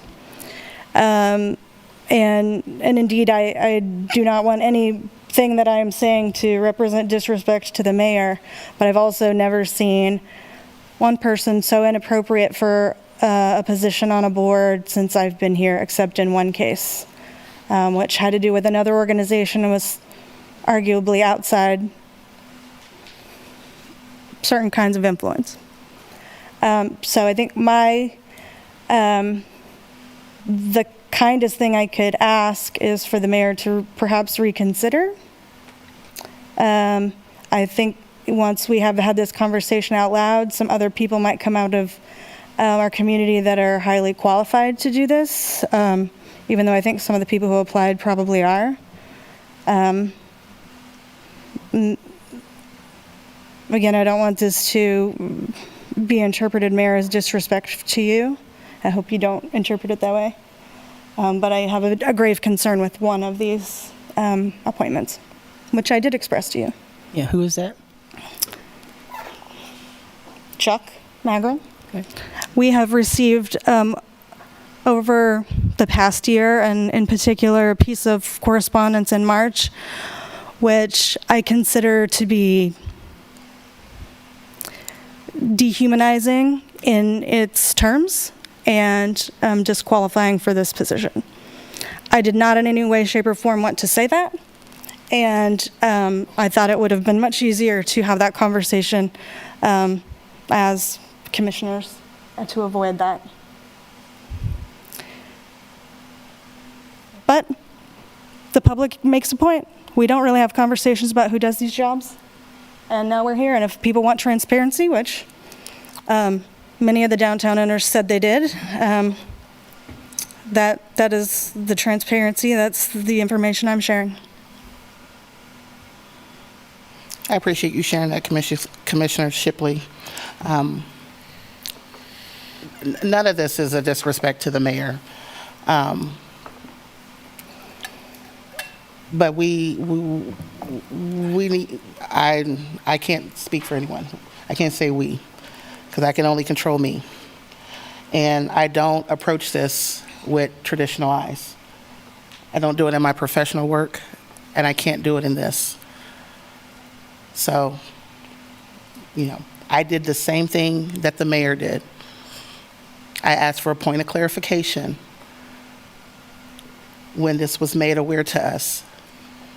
And I did my due diligence to research and find individuals who could have the balance of maybe not lived experience, but enough experience in the system while having a professional subject matter expertise that could be valuable as a board member.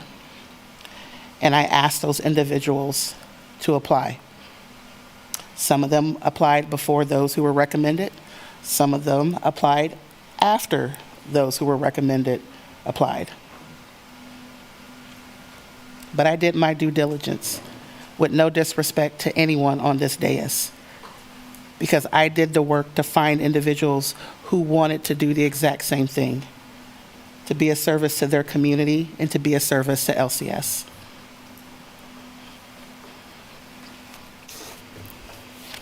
Conversation. I guess I would only add that, the process is that the mayor nominates and we approve. And we have 3 nominations before us, so then the question becomes, do I approve the 3 that were selected? And I do think they'll all be good board members, and so I support them.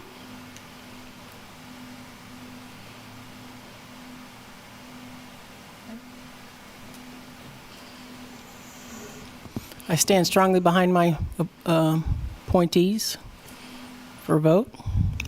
I think they'll do a very good job for our community, and I definitely reviewed and spoke with each one of them individually. I also spoke with others in the community, not just those 3, about the prospect of their thoughts on whether they wanted to be part of the board. And these are the 3 that I believe are good for the job. I stand behind them.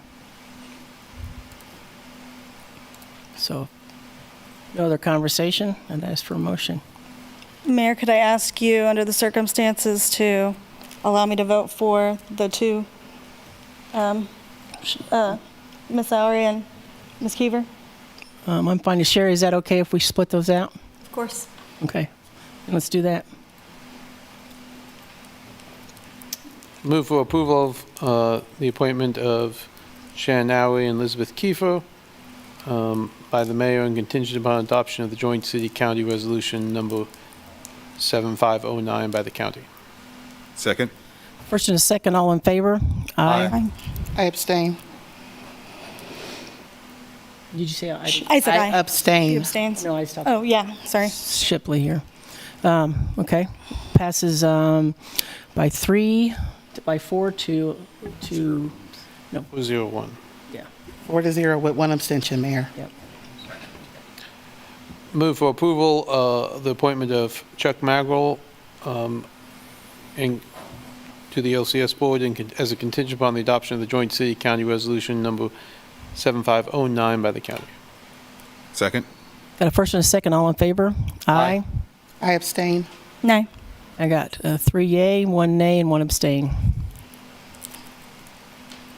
On to commission items. I had one commission item. I can't remember exactly when you'll have a utility conversation, fee conversation, but just had quite a few folks talk to me about the water bill, especially people who reseeded their lawns, getting $400, $500, $600 water bills, which so I'm just curious, when we get that information, kind of curious if we could have if there's ability in our system to kind of track to see, you see what I'm saying? How many people are paying $600 a month for water, and maybe what the averages are or how the outliers are. I'm not asking that question very well, it's late, but you get what I'm getting at, Craig? Kind of information, just see how common that is, as though, like the 4 people who got a $600 bill called me, or is there 1,200 people who got a $600 bill and only 4 of them called me? Just kind of trying to figure that understanding. Some of the impact of the tiered rate system, Yes. especially on irrigation systems. I think we can do some analysis on that, maybe in the next 30 days.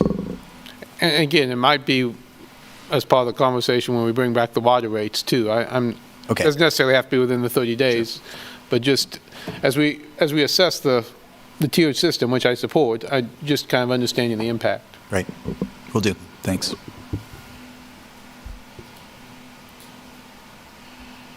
Any other commission items? I have a commissioner announcement. So, in the words of the great Ricky Bobby, if you're not first, you're last.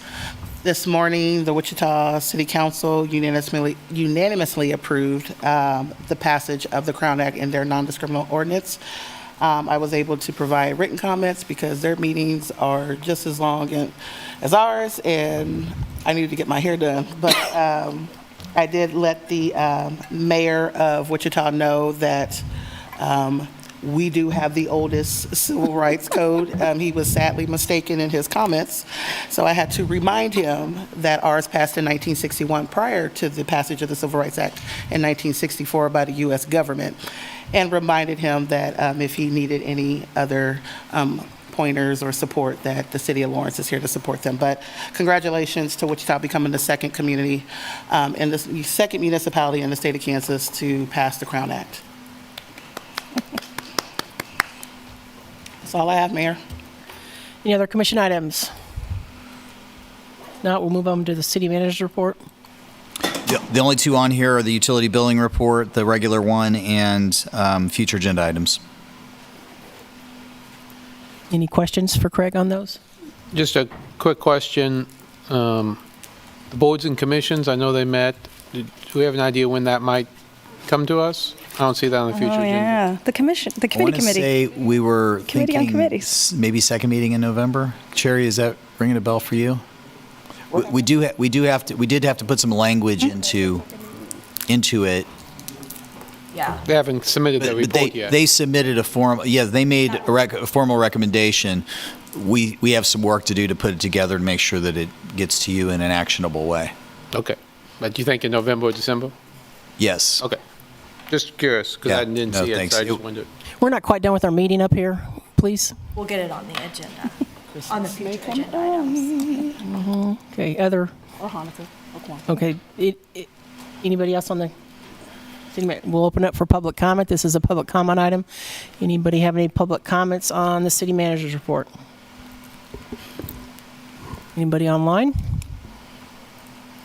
No, Mayor. Okay, bring it back up to the commission. We're now on to the calendar.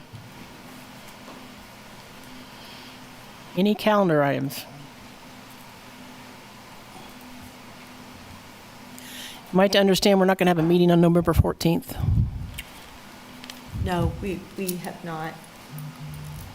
We will have a meeting on the. We will, okay. Yes. I didn't see it on the, and then I saw we I were don't having, think we had items in, but then we're going to do a light agenda on the first Tuesday, so we'll get those listed on the future agendas. okay, because I saw folks are going to be gone that week of the 14th. Some folks. We reconciled it. Sorry, Sherry? My understanding is we will have 3 in person and 1 via Zoom, so we will. Got it. Got it, okay. All right. Anything else on the calendar? If not, we'll go to item L, which is adjournment. Move to adjourn. Second. Got a first and a second, all in favor? Aye. Have a good night. Passes.